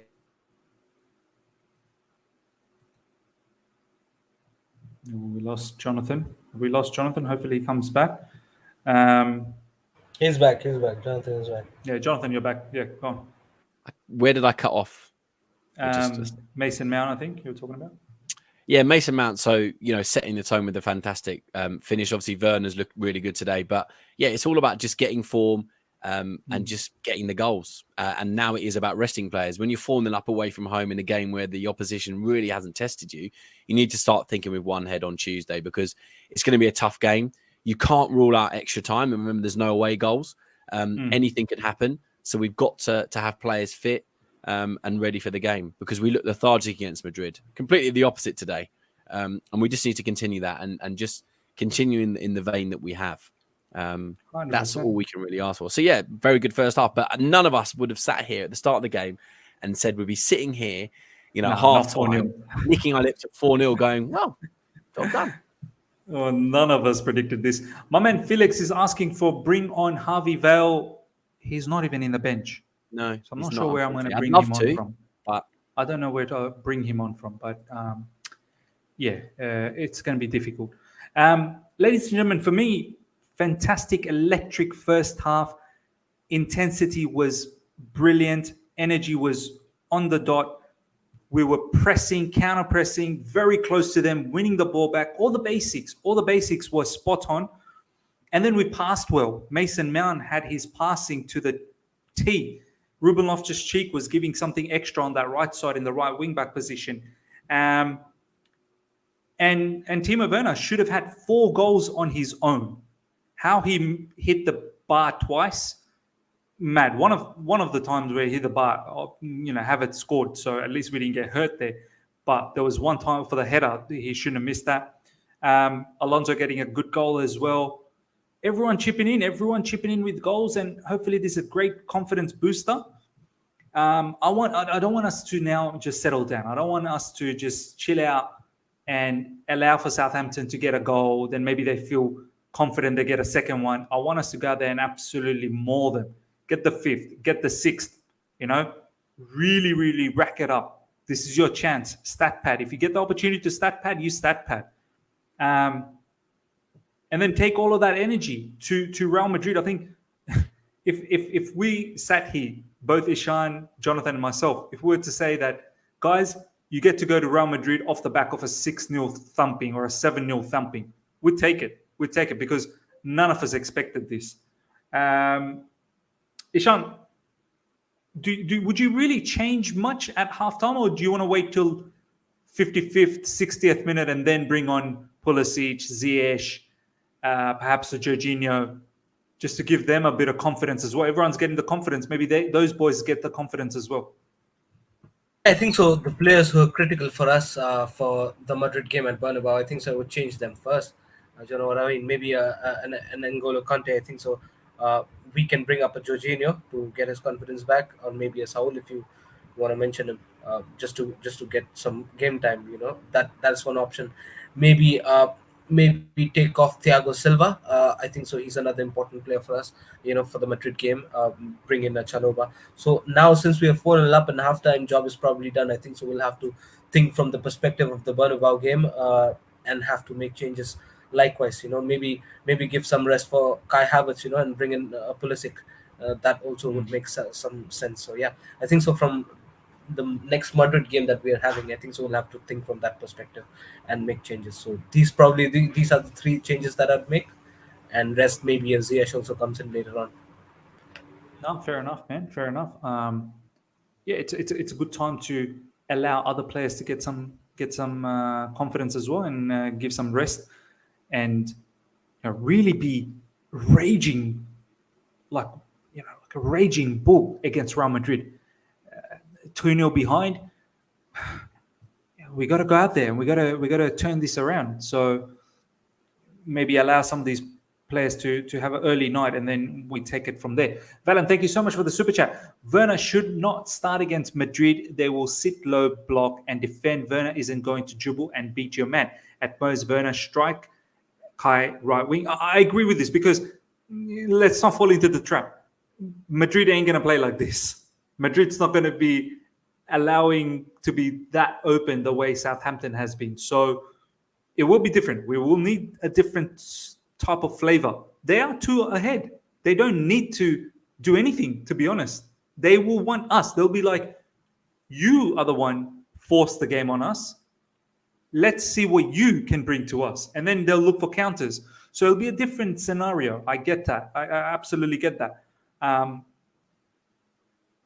But if we can box Real Madrid in, and even if we lose the ball in their mid to low block, if we can counter press and win the ball back quickly, that will go a long way. It's all about Johnathan, sometimes it's not even tactics. Sometimes it's like, how can you mentally rattle them? How can you actually make them feel worried and nervous? And I think the one way to make them worried and nervous, because let's be honest, Johnathan, in this level, both teams, tactically, they have great managers. Players are good as well. At this level, it's that extra edge, that mental edge. Real Madrid had a mental edge, I feel, where some of our players looked a bit nervous, a bit scared to go at them. They were a bit rattled off the back of that Brentford loss. But I hope if we can just change that and not be worried anymore, and actually rattle them, things could be different, right? An early goal, I think, will certainly help, because goals win you games. And if we can get a goal in the first 20, 25 minutes, they then have to think, okay, if they get another, it's really tough. So I think getting that early goal is going to be the key. If we go into half time and we still haven't got an advantage over them, they can just see out the 45 minutes. They've got, a midfield that is willing to sit in. Look at that second half, that we played. We are going to create chances. And that is one thing that I am confident in. I'm not that comfortable, or I wouldn't be very comfortable, if I was a Madrid fan, with their defence and their midfield, because, midfield looked a little bit aged, they look a little bit leggy. They did press us well, and they did a job on us, but it's not like they're not beatable. And also Militao, I think he's going to miss out on that game because he got he definitely looked injured, and he's injured as well. Yeah, I just think we get an early goal, it can really make a difference. And just quickly, a couple of people that Olu Waseyu, Johnathan be jumping on streams more often. You looking like a good luck charm, and then also Oluwase, I think I saw that as well. Be on the stream against Madrid. Oh, let's see, man. I did actually have a ticket for the game, by the way, for this Madrid game. As in away to Madrid? The away game. I did have a ticket, but I've Wow. given it to Were my mate. you planning on traveling there? I was going to travel, but it's not only it's the flights, it's work as well. And I'm hoping I'm banking on us getting through to the semi-final, and then I'll go to that game, home and away. But it just turned out there's too many things that I can't go. But The big question is, Johnathan, are we going to get some food after this? Man, we need to figure out a game. I don't know, what we need to do. But when we were at the Club World Cup, it was incredible. Bro, Ishan, you know what we did after the match in Club World Cup? Johnathan obviously would have the car, and after that, after epic match Club World Cup, we'd then go and get a feed, and those were the best. Like, I always look forward to the food afterwards. Like, we would sit down, have either Hungry Jacks or Macca's, and we'd just chit chat, and that was good, man. Those were good times. It was a good time to just deep the football. Even though that was probably our highest moment in the club's history, we were still going, we can do better, we can do this, and we weren't good in Club World Cup. Yeah, exactly. We were still moaning. So and that's the thing, and this is why when I've talked about other players and critiqued them about what I expect from them, it's because I know what we can do. Our squad, if we had 2 or 3 more players and we just get some consistency, we are going to be able to challenge Liverpool and City. You just need to let Tuchel build this squad. That's all. Bro, are you over this ownership stuff? Like, why isn't this ending, man? This is just dragging too long. Just give it, just give it to Ricketts if you have to. Just do it. Like, I'm fed up now. I'm fed up. If it's Todd Bowley, that's my preference. Just give it to him. If it's Ricketts, look, I'm fed up by now. I don't want them, but it is what it is. Let's just give it. I mean, Johnathan, are you just fed up? Like, just let's move on.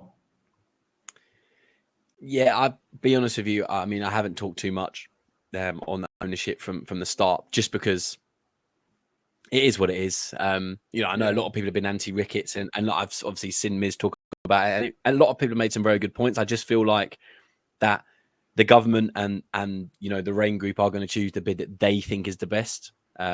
So I just sit here and I just wait. And like you say, I just want it to be done now, because we need to have it done in time to prepare for the summer, to think about what our actual strategy is going forward now for transfers, because we're not going to have the same freedom. We never will. But what are we going to do?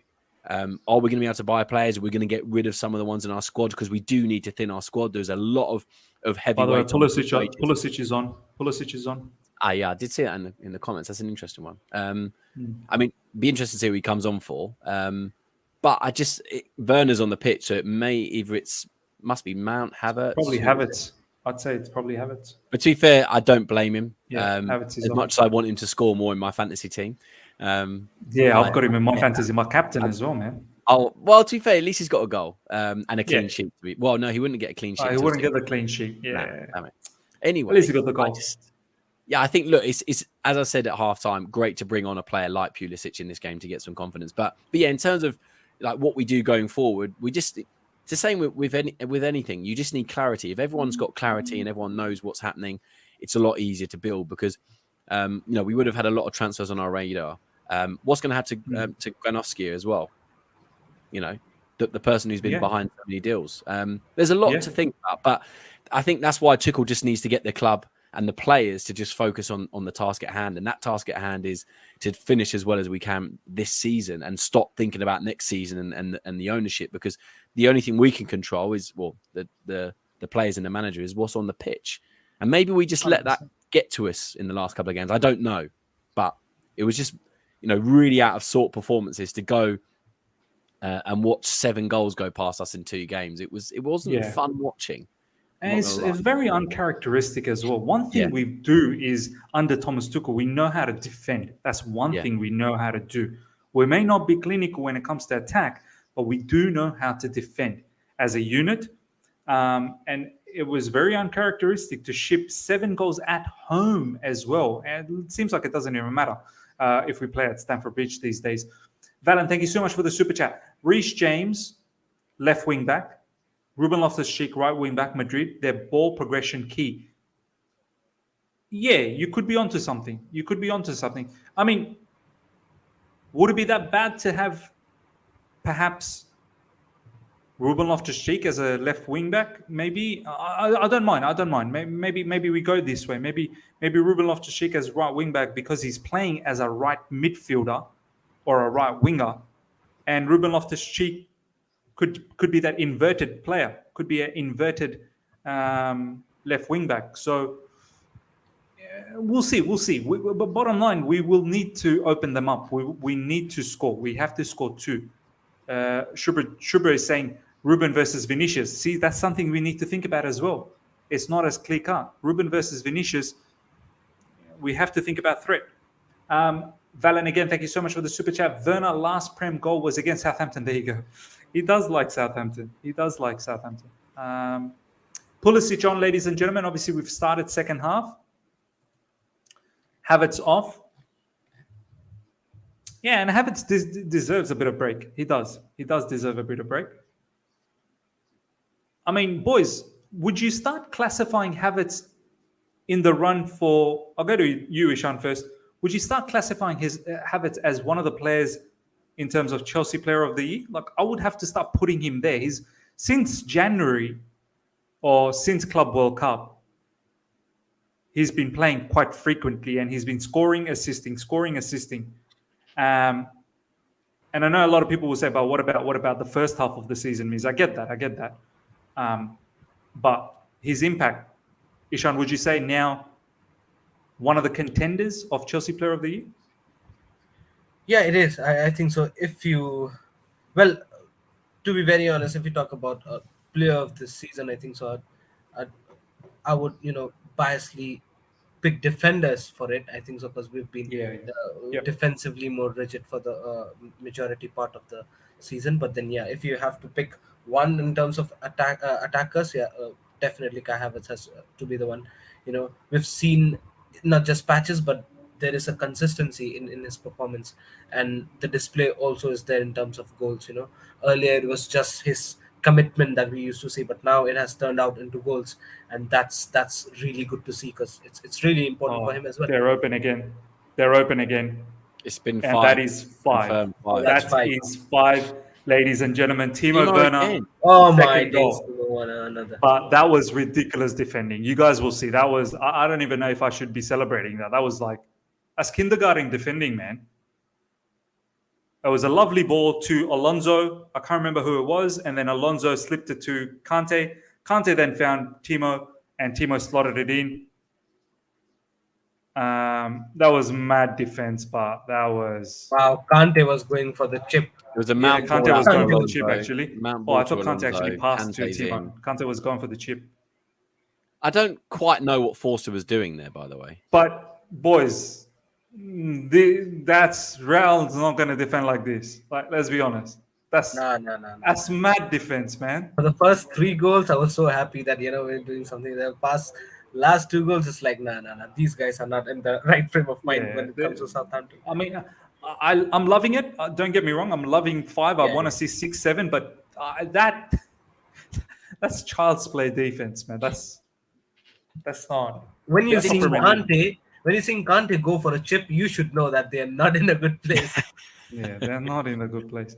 Valen, thank you so much for the super chat. Chelsea played well with no new owners present. Yeah, I mean, I get that, but we're talking about long-term, Valen, in terms of so many contract situation, extension. Rudiger, we need that done and dusted. Thomas Tuchel, I would love to give him a long-term contract as well. And then obviously prepare for the summer. If these owners, they take time to come in, I don't know how much planning we're gonna have and time we're gonna have to execute some of these transfers. So, but I'm very happy for Timo Werner. Very happy. 2 goals. Yeah, I mean, the reason that goal happened, if you just kind of go back a little step, obviously the ball was cleared by Christensen, a bit unorthodox. The left and right back were quite far forward, obviously completely different to what they were in the first half when they were pushed back. Mount then manages to dodge it, puts it out to Alonso, who then passes to Kante. And we break really, really quickly. And obviously, because their left and right back are out of position, that is why Werner's free like that, because we've been able to break the press, almost like Real Madrid did against us the other night. They pressed us, they got in behind us, and they made space. It's carving kind of copy of that. So, yeah, like you say, to have, a goal scored like that and Kante trying to chip you, probably disrespectful. But I do not understand in this move why Forster's come out, why he's pretty much on the penalty spot when he's got two defenders around him. So yeah, we've isolated it well.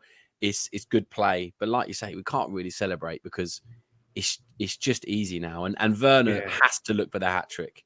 Has to. He has to. He has to. No, I almost didn't celebrate. I was like, it's like, what's going on? Do you know what I mean? Like, that's they should have scored. Did you guys see the Mendy save? Yeah, big Mendy save. Big Mendy my save. days. You didn't even react. I thought that was like, what, offside or something? All I'll say is I expect him to make that. It's a great save. I expect tweeting him to make that. I missed that live.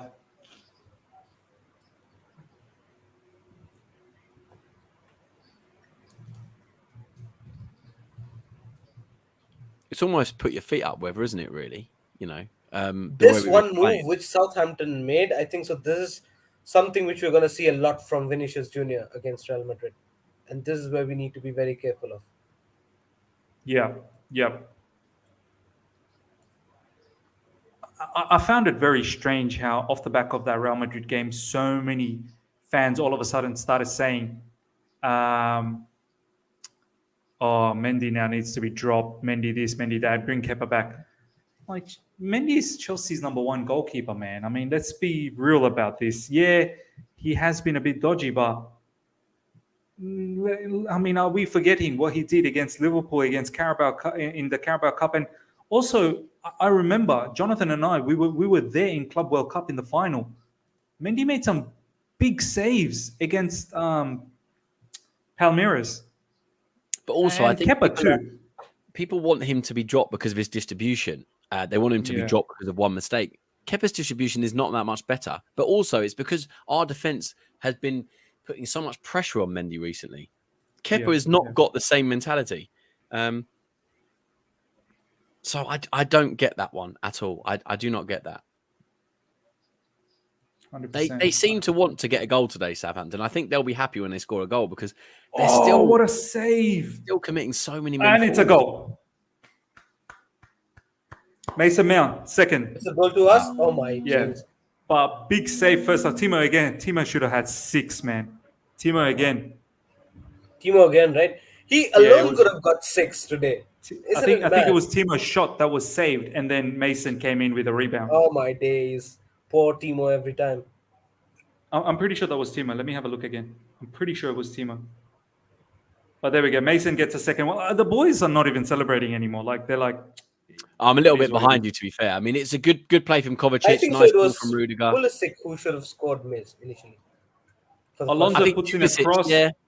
Oh, it was Pulisic. Yeah, it was Pulisic with the shot. Pulisic should have scored. Werner should have scored, and then Mount's cleared it up. But again, I go back to the core start of this play. It's quick play from Kovacic. Nice little turn out to Rudiger, who first time puts it to Alonso. He breaks, puts a ball in first time. That's why we're scoring goals, because of the speed of our play. Yeah. Someone said typical FIFA rebound goal. I don't know about you guys. I don't know why I'm finding it difficult to celebrate now. Like, what's going on? It's almost. Like I want them to get smashed, but I'm like, I'm not really celebrating these goals. You know what? Looking the scoreline, Madrid fans would be biting their nails. Forster really has not had a very good game today. I mean, I don't understand quite what he's doing there with his legs there, trying to clear. I don't know. This is embarrassing almost. Like you say, I'm a bit embarrassed to celebrate because this team... I'm actually kind of getting worried, Johnathan, that I kind of don't want a big pasting now because it could almost be like a false sort of...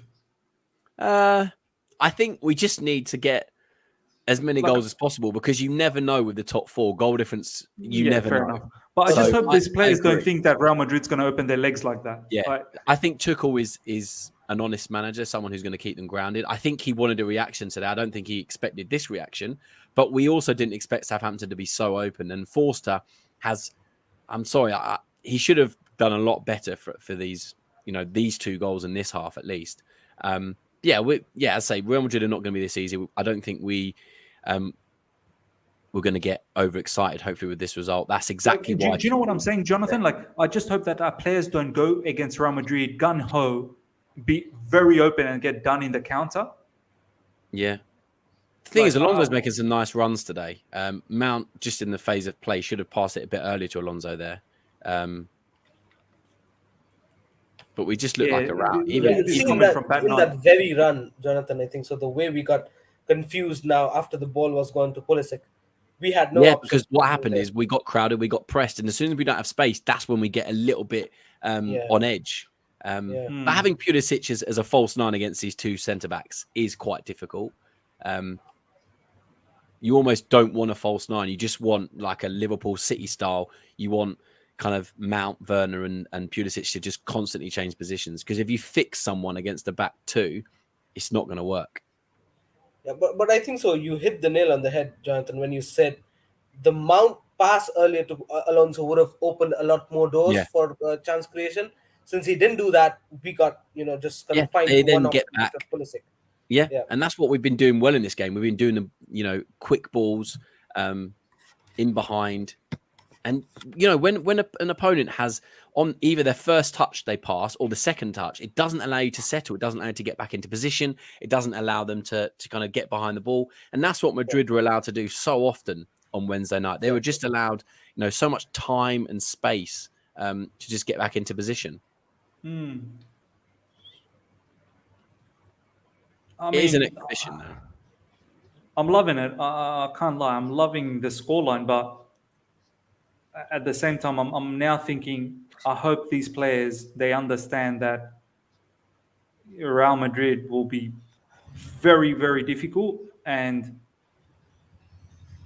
you're not going to see all this space. But I guess you can only do what's given in front of you. So let's just hope Tuchel does the homework on these guys. And I think, Real Madrid are pretty much going to play exactly the same way at home because of the scoreline. They played very differently away to PSG than they did at home. But in this game, because they are 3-1 up, I do feel like they are going to feel like they have something to defend. And they are going to be a little bit coy. They've got an aging midfield, but one that is very, very smart at the way they play. They can retain the ball. The amount of times they went down as well, especially in the second half, it was incredible how much after every little touch, they kept going down because they stopped the momentum. They were constantly, taking little fouls, stopping the game. If you look at the stats, the ball was in play for way less than 1 hour in a 90-minute game. And that's because they were really smart at how they just stopped us from getting any momentum. Ruben Loftus-Cheek is an They'll do the same absolute robust run, man. That was brilliant from Ruben Loftus-Cheek. Ruben Loftus-Cheek is something to think about, boys. At least I don't think so. At the wing-back position, we should start thinking of Ruben Loftus-Cheek because I don't think so. Southampton has been threatful from the wing-back position where he's actually, having the defensive duties. Yes, offensively he's been good, but I don't think so as defensive duties he had to do much. But it's the same when he plays in the pivot. Defensively, that was a good challenge, to be honest, before his run. But yeah, defensively, it's the same when he's in a pivot. He doesn't generally track runs very well. True. It's like he forgets sometimes that he needs to track back. He starts jogging slowly and steadily. But the thing is, I've said about this number 6 for Loftus-Cheek for so long, and everyone kept saying, he's great from deep because it allows the ability for him to get the ball and run. He's not Kovacic. Kovacic is one of a kind. We can't expect that from Loftus-Cheek. He doesn't do the tracking that Kovacic does. He doesn't cover the same amount of pitch. Bednarak on a yellow as well now, so that'll be interesting to see what happens for the rest of this game. I think now it's now 60 minutes. We need to make another one change at least. Silva off, Chalobah on. Let's start thinking about some key members for Tuesday. Kovacic as well, I'd probably bring off. The rest of them, though. Do you guys think we'll play with the 3 at the back against Real Madrid, or we're going to play with the extra midfielder? I would almost be tempted, I don't know what Ishan thinks, but to match them up because their midfield is what's going to control the game and control the tempo. Yeah. Those guys, 4-3-3, 4-3-3. Yeah, Modric was pressing a lot. Casemiro was getting in our faces. Cruz not so much, but if you go kind of not man for man, but if you give yourself Alonso with a nice little shot. I know you just passed that, but I think if you go, player for player, and then you just almost mark a man. It shouldn't be too much to ask, in my opinion. I know we don't always look great at 4 at the back. There's options, isn't there?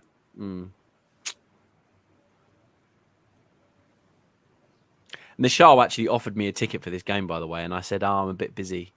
How far is it? How far is Southampton? It would have taken me about 3 hours to drive. Wow, there and back. So 6 Probably hour 3 trip. hours, but maybe 2.5, 3 hours there, and then 2.5 hours back. But the problem was my tire. It's a long day, though. Yeah, that's a long day. It is. It's a long day, but my car, the tire was getting fixed this morning, so I wouldn't have probably made it down in time. And also, it is a long day as well. Exactly, it's a long day. Exactly. I'm thirsty, man. But 6-0 would have been justified. Exactly. I mean, I'm go. now gutted that Nishal offered me the chance to go, but it just wouldn't have worked out, unfortunately. But at least I'm home to be on this watch along. That's the main thing. I'd rather be here with you guys. Hart saying Reece James is coming on, ladies and gentlemen. Okay. So the boys were asking for a change. Reece James is coming on. Thiago Silva is coming off, which kind of tells me we are going with a back 4, unless Reece James plays RCB, and then Christensen comes in as a C. Yeah, possibly. Yeah, It'll be interesting to see. I think don't broke what's what isn't needing to be fixed, because we've really dominated them in this formation. What I do need to see though today is a Rudiger goal, and I know he had that left foot shot recently. But I need to see a Rudiger goal now. And then for him to be in the winning team with that shot. Hart saying, Miz, do you think Tuchel hasn't rotated enough with our schedule this year? He should bring on Saul, Barkley, Sarr already. What is the game not decided at halftime? I mean, why Saul, Barkley, and Sarr? Like, there are other players that need the confidence, and I think he's done it. Like today, he brought in Pulisic for Havertz. He's now brought in Reece James for Thiago Silva. And did we have any other player? No, I think there's only 2 subs. Yeah.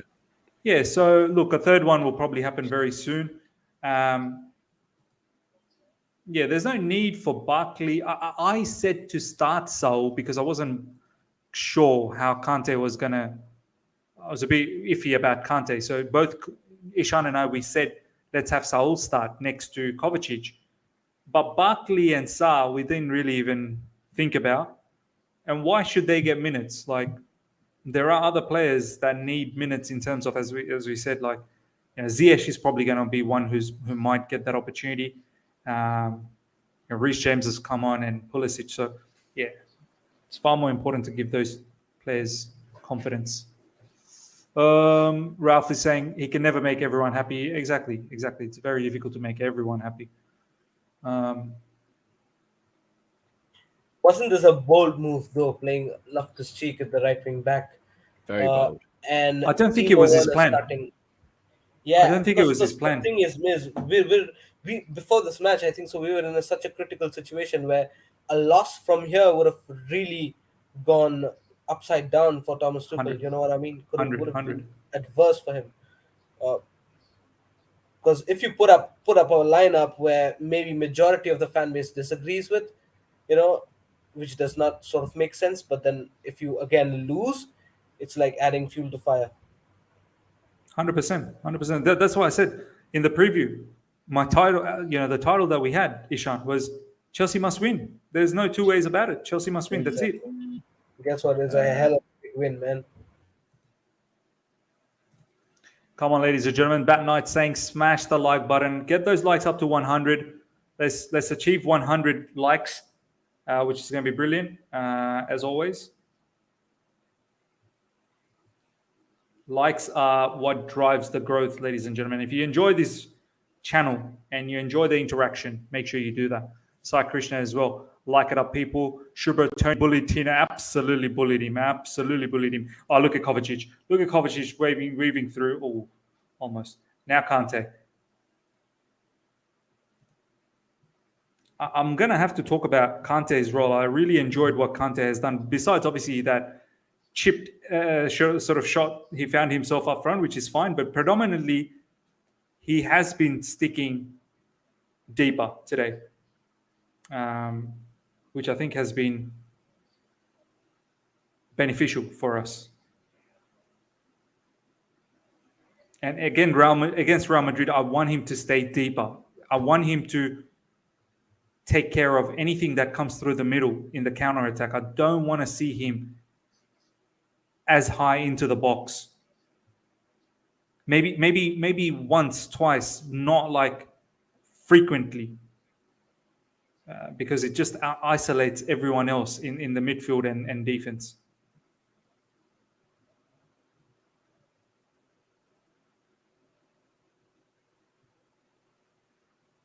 Ruben Loftus-Cheek. 66 minutes gone, almost 67 minutes gone, ladies and gentlemen. 6-0 Chelsea. What a score.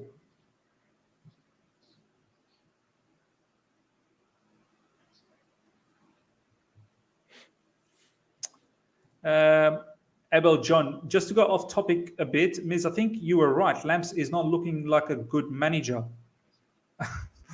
This guy is probably trolling me. Are you trolling me? I don't think one result can change your opinion. And it's the same with everything. You can't judge a player off this game, and you can't judge a manager off of one game. You know, Man United are not a very good team this season, especially away from home. They are dire. So as much as I wouldn't judge Chelsea against Southampton, I wouldn't judge Everton against Man United at all. I love when fans do this, Johnathan. Like, they just wait. I've never heard Abel John or this particular person come on the channel or say anything, or I've not really. But as soon as he found a particular situation that goes against me, hey, let's bring this on. He said that, my man, I still don't think Frank Lampard's a manager. Like, I want him to be a pundit. I think he would be a fantastic pundit. Yeah. I said today, if Frank can keep Everton afloat, if Frank can keep Everton not relegated and keep them in the Premier League, he will earn my respect as a manager at the top level. Because where Frank finds himself now, he's in a massive predicament. He could possibly get Everton relegated, but that victory against Man United will go a long way. Burnley have Norwich. If Burnley wins against Norwich, they'll go level. Yeah. So it's not over yet. But just a point on the substitutions. Completely agree with Mason Mount coming off. It's a shame he won't be able to get his hat trick today. But you know, if he wants to have this sort of form against Real Madrid, then fantastic. But bringing Ziyech on for a little bit of minutes, bringing Mount off. You know, we've made our subs now, which is good. We've brought off 3 players that are going to play on Tuesday night. So, yeah, fantastic. No, it's good. Good that Ziyech has come on as well. Hopefully he'll get a bit of a confidence booster. Abel is saying, I agree with you, Ms. Law. That's what I meant. Okay. Sometimes it's hard to figure out who's It's very trolling, hard who's to not. understand what people say sometimes. Definitely. It's very hard to kind of understand what people mean. But yeah, incredible that Brighton are now 2-0 up away to Arsenal. Oh, they 2-0 up. Wow, is it? Up. Wow. So it's brilliant. now, we are 8 points gap on the same games played. If we manage to still win this game and Arsenal lose. I love this. The fact that Arsenal's 2-0 down. And Tottenham are now in This is at place. Emirates, right? Match is at They Emirates. have, this is at Emirates. They have bottled it, ladies and gentlemen. They have. Because Spurs will take that position. Oh, wow. There was a VAR. Okay. VAR disallowed goal. And now it's 2-0. I love it. I love this situation. We'll keep an eye on that one. Valen, Mason Mount has done the Justin Bieber phase. Yeah. Tottenham a huge chance, and Arsenal still has us and Spurs to play. But that's why So- I still think it's going to be tough for us not to get top 4 now because we've got an 8 points gap between the two We teams. would have to royally bottle it, Jonathan. Yeah. We would have Something to would have to royally go wrong. bottle it. Yeah. And it's funny because I've got a colleague at work, he's an Arsenal fan, and he was saying it's a massive day for the top 4 today because Chelsea are away to Southampton, Man United are away to Everton. We're at home to Brighton. So it could, Tottenham away to Villa, and it could be a really big, weekend for Arsenal that could really help us get top 4. And now they're losing. Did your mate think? Did your mate think that this Arsenal team could possibly get third? Was he ever saying that? No, he was saying fourth place. He wasn't ever saying third place. Okay. He's 'Cause there are realistic. some cocky ones. You know Yeah, that. There's some cocky he's ones. realistic, but he was saying like it could really help us cement top four because Aston Villa could maybe get a point, Man United might lose, you might, you'll probably win, but yeah, he wasn't really looking at top three. But it's incredible that they now lose. They're level on points with Tottenham, and if Tottenham win today and go 3 points clear, and then have them to play, luckily it's hopefully a fight that we haven't now got to get involved in because we're 8 points clear and 8 points in 8 games. I mean, surely we're not going to mess this up. We can't mess that up. Come on. If you look at our fixtures, we've got Arsenal. We've got easy home. running. Arsenal home, which is I think it's tough because we've got. If you look at from Palace onwards, we've got Real Madrid obviously away, Palace at Wembley in the semi-final. Then you've got Arsenal at home and West Ham at home in the space of 4 days. That's tough. Okay. That is tough. Yeah. Then you've got Everton away, who could still be fighting for their life. Then you've still got Wolves at home, which they're probably out of the top sort of 7 race now. Leeds could still be fighting. Leicester at home haven't really got much to play for, and Watford at home should probably be relegated by then. So as much as it looks easier on the face of it, half of them are still going to be big tests. Do you think that West Ham game, West Ham could possibly have an eye if they do continue in Europa? Oh, 100%. That is hopefully a saving grace for us because if they can beat Lyon next week, I think it's next week. Which I don't think they can. I think away from home, they'll get their ass whooped. You never know because they have dug in. I think that's just me wanting them to get their ass whooped. Yeah, probably that. Maybe. I just want Declan Rice to get relegated. But isn't it funny how just a matter of couple of games and how the top 4 race totally changed? At one point in time it was looking like it's comfortable for Arsenal, and now it seems like Spurs are gonna sneak in, and United are not even in there in the whole scenario. 100%. Someone's asked for the table. Julian, can you show me the table here, man? I've got the table for you. Valen, thank you so much for the super chat once more time. All the support you show, Valen, is unbelievable. Arsenal, our bogey team recently, must be away. Yep, I cannot disagree. They have been. Well, although earlier this season we did wallop them, should have been more than 2-0. But maybe they're moving into a bit of a bad patch, and hopefully by the time we play them, we're in a bit of a good patch. Wow, guys, Wolves bottled it today against Newcastle, or else they would have gone above Man United and West Ham both. Oh, wow, you're right, man. Wolves did bottle it. Man United could come 8th. Wow. When was the last time Man United came 8th? Wow, a long time ago. They were finishing 2nd and 3rd the last couple of seasons as well, which is crazy, isn't it? That too under Ole. False position though. That's 2nd and 3rd. 2-0 leads as well. That's a big result for the relegation battle as well. Hopefully Hakim Ziyech is coming up. Ooh, Alonso. So close. So close. That's a good point from Julian, by the way, in the chat. If we beat Arsenal, we'll get 3rd place. I think the way the games are going right now, I mean, obviously, a few games will go on the weekend that we play in the semi-final. But, yeah, that could be a pivotal game for us. I think so that could be cemented, isn't it? I mean, yeah. You would think. I think that will cement them as well to be outside of top 4, because if Tottenham can keep on picking up the wins.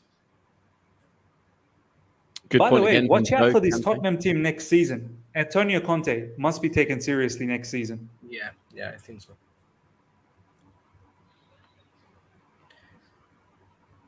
I think so. Once the whole team starts playing in that tempo where Conte wants, things will start better. Ishan, they'll be unstoppable. They will be unstoppable, because you know what we did with Antonio Conte when we had him, and then what Antonio Conte did at Inter Milan. As you said, Ishan, once they get on a roll, dangerous. And you know what? Spurs are naturally, I feel, they're a counter-attacking team. They are. The way the traits they show under Mourinho as well in the initial times, they are a good counter-attacking team. And if they actually abide to what Conte wants to implement in them, I think so they're going to be good, man. Yeah. All I'll say is I look at their squad and I still think, is it really good enough for a Champions League 1, for top 3, for top 2? I don't think so. I agree their first 11 can look pretty good, but they've still got a lot of holes. You know, I still don't think Davis is a fantastic, right centre back. I mean, he's left centre back. Reguilon's been dropped in recent times. They'll have to add. They'll have to add in the summer. I don't think Lloris is a very good keeper anymore. You lose Kane, you lose Son. As much as any team loses one of their best players, it makes a difference. But there's no one really to come in when they need to rotate. It's those after the international break weeks. When you've got a lot of games. Tottenham have really not had much football since January because they've been out of everything. So they've been able to focus on the Premier League, which has helped. And obviously Conte had more time on the training pitch. But I just can't see. I still can't see them challenging the top 3 next season. They're still quite a bit away. But I do take your points on board about they are looking good. And Conte is a good manager. But they need to add to their squad that fits his system. And when he does leave in a couple of seasons, that's going to really leave them hindered, in my opinion. 20 shots, 14 on target, 3 hit the woodwork. Wow, that is incredible stat from Declan and Ireland. Emerson, the best right wing back in the league. Don't just write them off. I hope that's sarcasm. Sorry, Krishna. You'd expect it to be sarcasm. Bearing in mind we're watching Reece James, who is the best right wing back in the league. It's petered out this game, isn't it? It's great because we're winning 6-0, but it's died out. It's petered out in the sense that the game. What more is there really for anyone to do? I mean, is Timo Werner still on? And it's Kante still on. It's Kante still on. Can we get a Timo Werner hat trick? At least let the man get his hat trick. There's still time for an Alonso hat trick. He could have again. Alonso could have easily had a hat trick today. We forget this. We've got 4 or 5 players today that could have had a hat trick. It's unbelievable. Has Alonso got 2? Alonso's got 1, but he had that shot that just nipped past the post. Oh yeah. I think it was earlier in the second half. He had one that forced a saved. But he's been in, taking up some good positions today. But this is the thing. Alonso left wing back against a team that gives him the freedom and he doesn't have to defend much. He's semi-effective. And before anyone says about Trent Alexander-Arnold, James is better all round than Trent Alexander-Arnold. Defensively, Trent is nowhere near as good as Reece James. I don't think we need to even have that conversation. What a long ball. Oh, Timo. Tackle down. The only way I'm going to get excited in this match now is if Hakim Ziyech scores or gets an assist. Or else I don't see how I'm going to get excited. Timo Werner's down, ladies and gentlemen. Hopefully he's not injured. He has got enough. One thing we don't want to have today. A bit silly from Kovacic there, losing the ball out. That was very poor way to lose. But he's been good. But we've won it back fairly quickly, though. Yeah, that was probably the first time I've seen Kovacic lose the ball today. I don't think Timo's hurt, though, just from looking at that one. I think it's just like a dead leg or something, or cramp. Yeah, jarred. Yeah. Hopefully. I mean, when was the last time Timo played 80 minutes? A long time, man. Yeah. When was the last time he started? I don't remember when he started, man. No. So you've got to give it to him today. I mean, look. Yeah, he's holding his... No, I think he looks all right, to be honest. Yeah. 80 minutes gone, ladies and gentlemen. Chelsea 6, Southampton 0. This is no joke. This is no joke. I still can't believe that we're looking at this scoreline. It's incredible. I mean, when was the last time, other than obviously 7-0 Norwich, that we scored 6? Well, obviously that was a home game as well. When was the last time we scored 6 away in the Premier League? If someone can find me that stat, that will be incredible. 6 away in the league. I know Ancelotti, we had some 8s. We had a lot of big results, but 6 away in the Premier League. Was it Everton that we were away in Goodison? No. 6-3. Oh, wow, Miz, good memory. I think that could be the last one where that yellow shirt again. It's the yellow shirt away from home, mate. Yeah. Diego Costa ran right. Goodison, Tim Howard was in no man's land. But that I think you may be right. 6 away from home. But to be honest, today, what I'm going to talk about now is the most important thing between now and the end of this game is not scoring the 7th or the 8th, albeit that would be fantastic, but getting the clean sheet. Because we've conceded 7 goals in 2 games. It's going to hurt the confidence. For this team to to keep a clean sheet is massive today, just for the mentality and the mindset. I said today that not only a win, but we need to keep a clean sheet so that the confidence comes back for the defenders. And similarly, we have to keep a clean sheet against Real Madrid. We have to. I don't care. We have to keep a clean sheet to we give have to ourselves try. I still think Benzema's, he is going to sniff out a chance at some point. I mean, to be honest, let's be ruthless in our analysis of that game.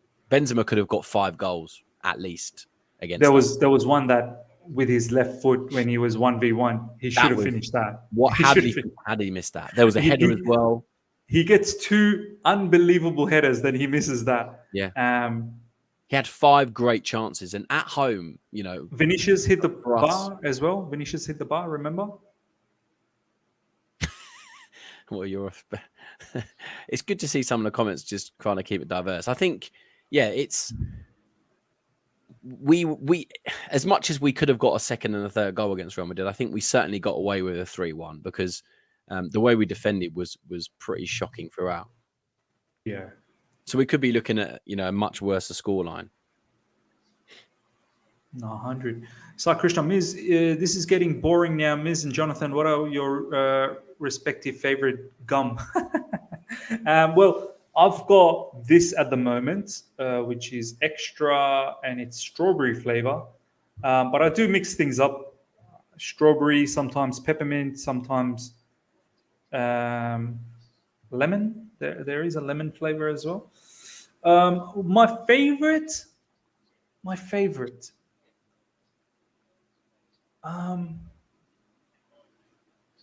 Probably the strawberry one. Johnathan, favorite gum? I can't think about gum and food and drink right now, Miz. It's only 4:40 in the UK. You got 3 hours left, bro. I mean, what time is it in Australia? I didn't even check the time. What's the time? 1:41 a.m. Iftar was done a long time back. Oh wow! What time is it in Australia? It's shorter. So iftar at the moment is 5:38 p.m. Okay. What time is it? It's going to get even shorter. In the morning? When it starts? Yeah. When does it start as well? So adhan for Fajr is 4:48. Oh, so it's about 13 hours then, just under 13 hours. Okay. And it's going to get shorter and shorter as the days go because it's like coming this way. Oh wow, nice. Yeah, it's like 14 hours in the UK. But I'm interested to know whether like the likes of Kante, Rudiger, Mendy, Ziyech have fasted, because I was trying to figure it out against Real Madrid, because Kante, the only explanation for that performance, and the same with Brentford, was that he was fasting, surely. Because apparently he was fasting, yeah, because he just, to come off at half time, N'Golo Kante, that's a big, not slap in the face, but that's a big statement from Tuchel to make. Yeah. I mean, when was the last time he got hooked off at halftime, right? And he wasn't anywhere near that particular game. Like, he wasn't close enough to anyone. He just didn't look right. Yeah. I think these players are all fasting, man. I mean, it's been a nice performance for them today. They haven't had to exert themselves too much.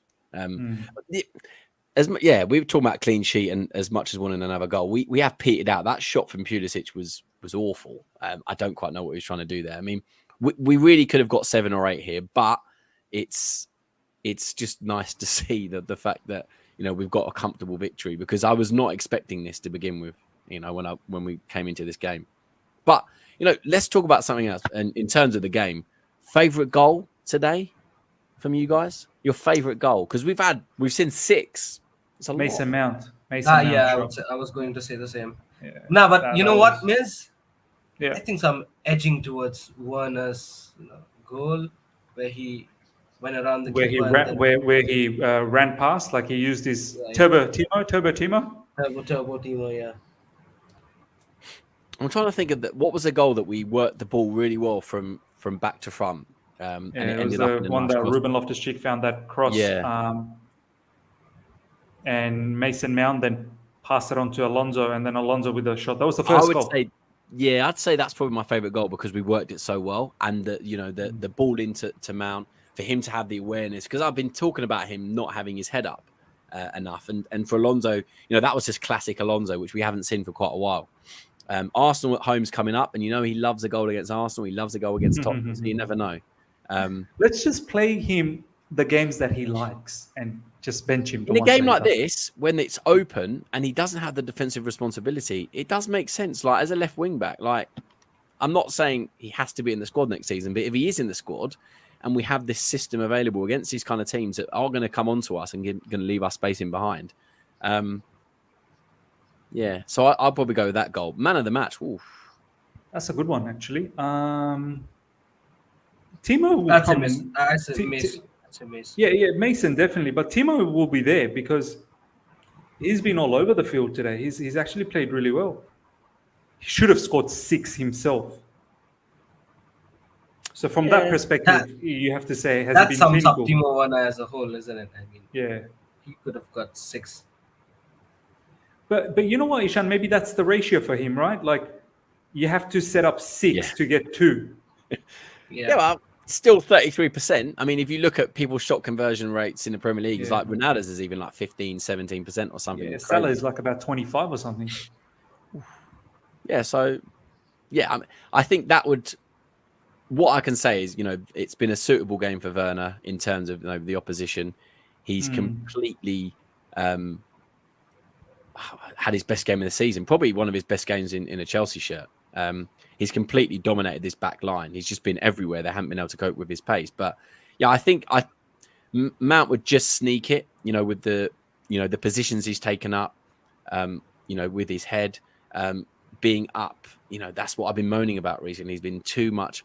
He's been lethargic. He's been not been looking up enough and looking for players. But the awareness for the first goal, getting into the box for his second goal as well. I'd say probably just Mount shifts it just for me. For me, Mount as well. Overall, he's won some really good duels, won back balls, and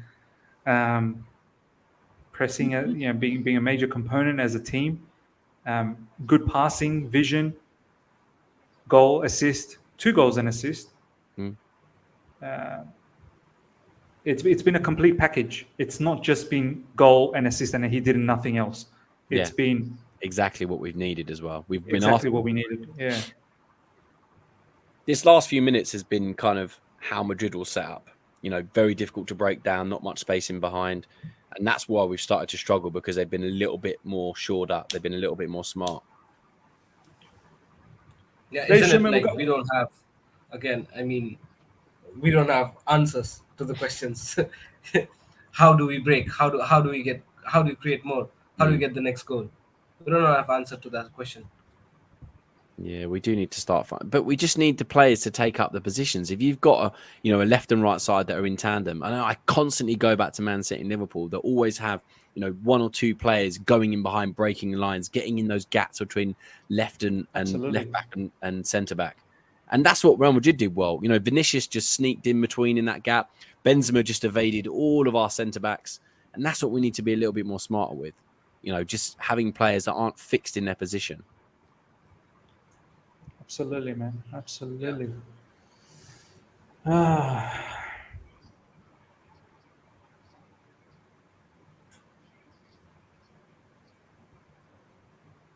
Reece James, a nice little ball out to Alonso, though, I must say. I know I'm still a little bit behind, but there's been some, a lot of good from today. But as Mid said earlier on in the stream, we can't be complacent. We've won this game. 6-0 doesn't matter. It's 3 points, the same as if we'd won 1-0. It's great for us. Yeah. But we now need to, we've got 2 full days now. And then probably, I'd say, the biggest match of our season, this game? Oh, yeah, for sure. I mean, Champions League is one particular situation where we thought we'll go maybe as deep as semi-finals, if not final again. And especially when we drew Real Madrid. No disrespect to Real Madrid, but it's a tie that I thought we can do. We can beat them. Like, it's not like, we got drawn against Man City, or we got drawn against Liverpool. This is going to be difficult. Or we got drawn against Bayern Munich. Real Madrid is a team that can be beaten. And coming off the international break, the thumping we took against Brentford is not something I expected. And even then, I looked at it as a blip, and I thought we will have a reaction, a proper reaction. Our boys are very mature.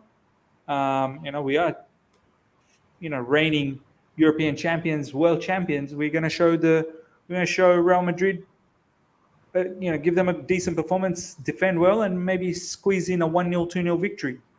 But the way we capitulated, yeah, it was bothersome. It really was.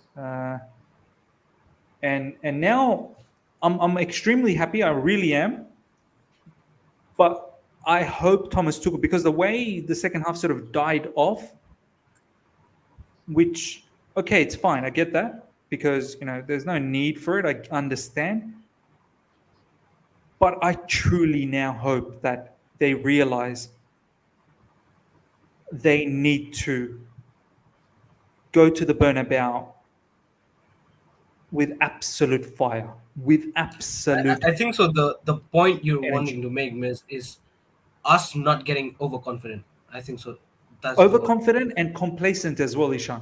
Overconfident and Yeah. thinking that we're just going to go there and Real Madrid's just going to pull their pants down. Do you know what I mean? Yeah. Like, I just hope that, one, we're not overconfident, and two, we don't become complacent. Arsenal scored goal. Arsenal Got the goal. To be fair, he's been actually pretty good in the last couple of weeks for Arsenal. He should have got a goal in the last game, certainly. Oh, by the way, but Leeds got 3, guys. It's a bit too late, I think. Yeah, Leeds, 3-0. Leeds are safe, right? Leeds should be safe. Jack Harrison, by the way, guys, it's been a good season for him. He's been scoring goals lately. There we go, ladies and gentlemen. It's over. 6-0 Chelsea. Woo. I must say that second half was a little bit difficult to watch. Although apparently there was a small boy. We're complaining about watching us win 6-0 after watching us lose 4-1 and 3-1. It's great. Had to be a Chelsea fan, isn't it? I mean, look, I'm not complaining. I'm just saying. No, I know. I think a lot of the people in the live chat were saying the same thing as well. The second half kind of got a bit boring. Definitely, no, I agree. the way, boys, we took the game from the get-go, the energy, the intensity, we got off the blocks. I think it was 4-0 after 30 minutes. Brilliant. And then after that, obviously, just cherry on top of the cake. For me, ladies and gentlemen, a very good performance. Number one, I have to point out the clean sheet. I think it's very important to keep the clean sheet. That's going to give us a huge boost. Players like Mason Mount, no disrespect to Southampton, but we have to praise Mason Mount today. He played with a lot of determination. I think you would have seen the criticism online. He does spend time online, much like most of the modern era players. And he did put up a very good performance. And I think he will understand that now he has to do this against Real Madrid until the end of the season.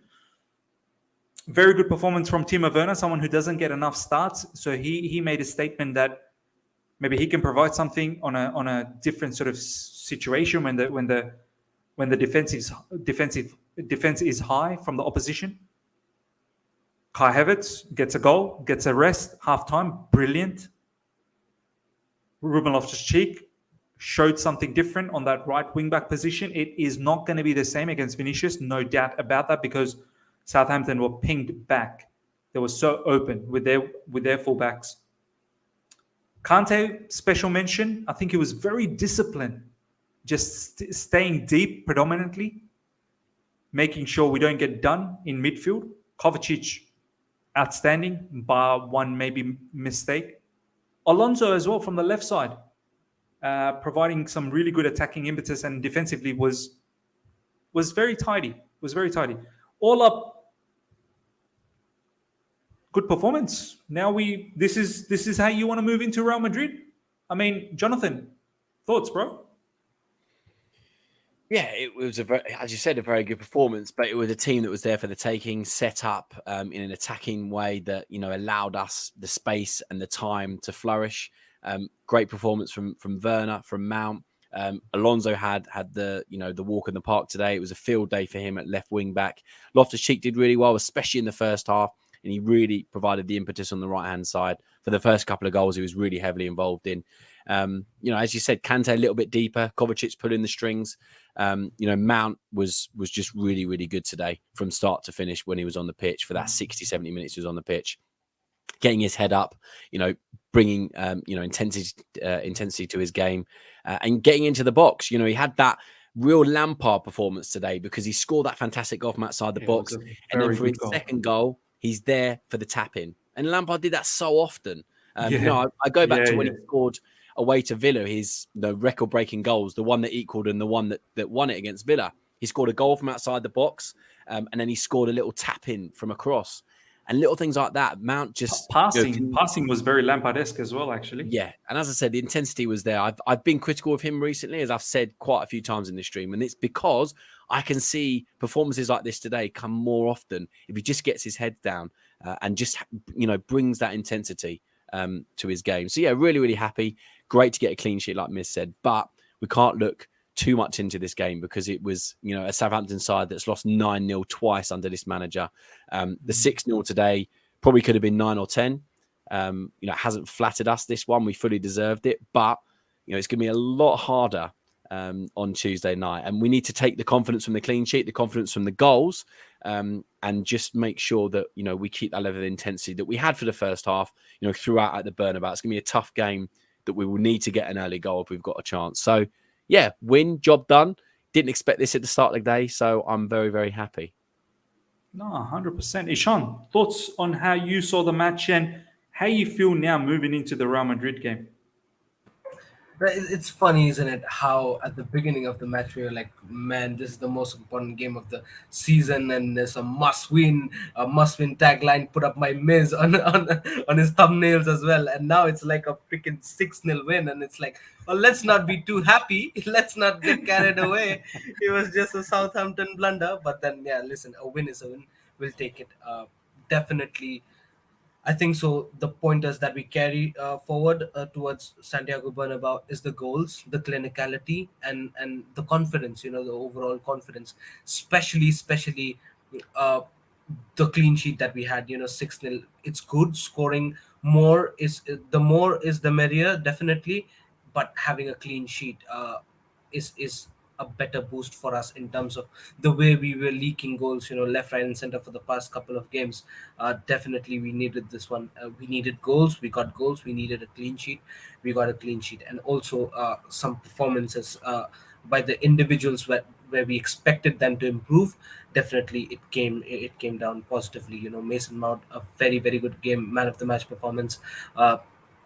The defense line was good as well, rigid as well. Not much threat from the Southampton players, but then definitely whenever it was needed, the defense did their job.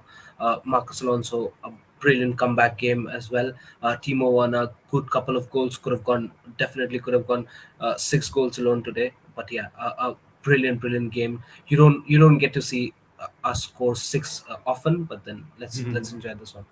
Let's enjoy, 100%. Let's enjoy. And look, if someone said, Miz, moving into the Real Madrid game, you're going to score 6 against Southampton? Yes. Let's give me the 6. I'll take the 6. I will take the 6 and I'll go to Real Madrid and we'll see what we can do. Before we wrap things up, I do have to ask both of you guys. But before we do that, ladies and gentlemen, nearly 100 of you guys are live. Please smash the like button and please check out the boys and their socials. We've got Johnathan's Twitter link in the description right now. Please follow Johnathan on Twitter and interact with him. He may put up some controversial stuff to rattle some of you guys every now and then. Get in on it if you're keen to have a debate. Look at football differently. Just look at it not just from stats and just from what Sky and BT and all these other outlets say. Look deeper when you watch the game, when you go to the stadium. That's what I ask. 100%. And this is what I love about Johnathan, honestly. The man, he, as I said, think deep. And also check out Ishan and his Instagram. The link is in the description. But before I let the boys go, Johnathan, and to the live chat as well, how you feel? Next game, Real Madrid. How you feel? Better now. A little bit better, but still, it's a big mountain to climb. A 2-goal deficit. We're lucky the away goals rule isn't intact because we would have been out 100% in my opinion. We get an early goal, it can change. If we have this mindset of playing, it could be different. I'm still edging towards Madrid going through. I'm not going to get my hopes up, but we've got a chance. That's all I'd say. We've certainly got a chance, and it looks like top 4 is is going to be a lot easier now. So that's one headache. We can now fully focus on this game and then a massive game against Palace, which me and Taryn will be at. And hopefully we can work out with Miz how to bring some content, because it'll be great to hopefully see us get to Wembley again and get a chance to get some silverware. 100%. Ishan, we're obviously going to do a live. Ladies and gentlemen, just to let you know, we'll do a live for the Real Madrid preview. A big surprise. We won't give away. As a special guest in the Real Madrid game. And Ishan, how you feeling, bro? Moving into the Real Madrid game now. I think so. I'm with Johnathan on the side. I mean, I still would envy Real Madrid going through, because it seems like a tough ask. Champions League night, not easy. Especially we have got a confidence shattered after surpassing 3 goals, letting them just score, gifting them eventually 3 goals. But then it's gonna be a tough day. But then listen, it's not over until it's over, isn't it? I mean, 1 goal, if we go 1-0 above, into the halftime, 45 minutes, I think so we got a good game in hands. But a huge but and a huge condition here will have to be this clinical. If not this clinical, if the intensity lowers down, I don't think so. In fact, we're going to concede more if the intensity is down, and it's going to be better not be an embarrassment. So I think so the clinicality has to be there, the effort, the commitment, the passion has to be there. We should not lose focus, and I think so it should be a good battle. If that happens. 100%, man. I'm definitely confident moving in. I before even this result, I was saying that this Real Madrid team can be beat. Like, this is no Bayern Munich, this is no Man City, this is no Liverpool that they've got immense style of football that we can't break down. And I always knew what we have when we are at our top level. We may not be the greatest when it comes to attack, but what we have are some very key fundamentals. Strong in defense, strong in, when we're defending, like really in your face sort of defending, aggressive in tackling, cutting down passing lanes, keeping things tight, not allowing any space for the opposition to just run amok on us, pressing as a unit to win the ball up front and then creating chaos. Like, we're good for at least a clean sheet and then a goal, couple of goals. Let's see what happens if we can get on a roll. Early goal, we can get on a roll. And as Johnathan said, there's no more away goals here. We just need 2 goals to push it to extra time. So I won't be surprised if we take it to extra time. I really won't be surprised. I think some of these players will have a lot of pride to protect, because they got embarrassed the first leg. So they'll go there knowing we're current European champions, we're current world champions. You ain't gonna mess around with us like that. We're not gonna go down so easily.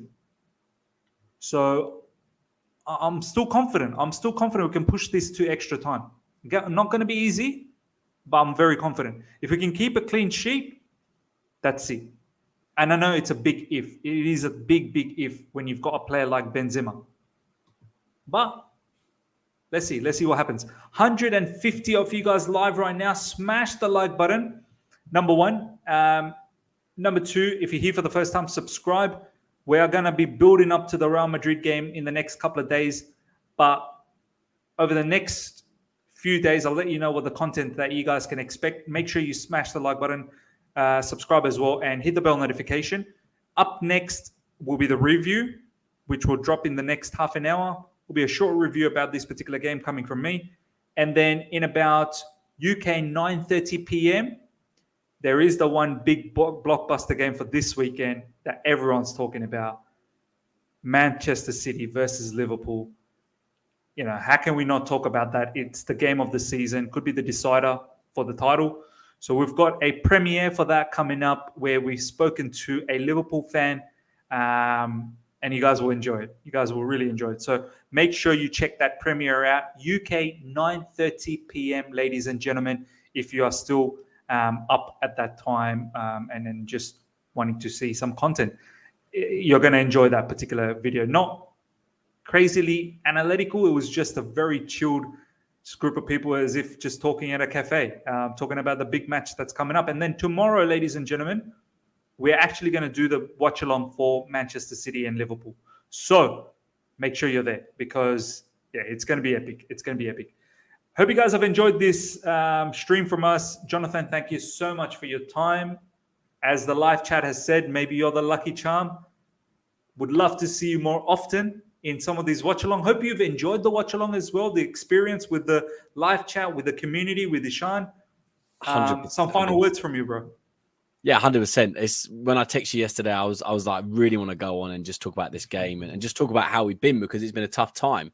It's a game and a chance to bounce back. So yeah, thanks for having me on. It's always great to to come on this channel. I've seen it from a young age, and it's now kind of grown into a really different brand. Now you've got the Chelsea, you've got the other games, you've got the respect of the community, and obviously a great people in the live chat as well, which makes it more fun. So yeah, look, we aren't able to go to more games now. Pretty much the last game I'll go to is Palace at home. I'm not a season ticket holder. I'm only a member. So probably, unless I can get an away ticket, I'll be hopefully around for one or two more. And yeah, it's been great to watch. Hopefully I can get ahead of the stream next time.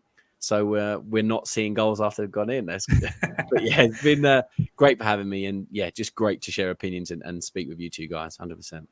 100%. Look, I mean, the stream timing is going to be a bit off. I'm pretty sure it's a bit off for the live chat as well. Sometimes I'm reacting way ahead of you guys.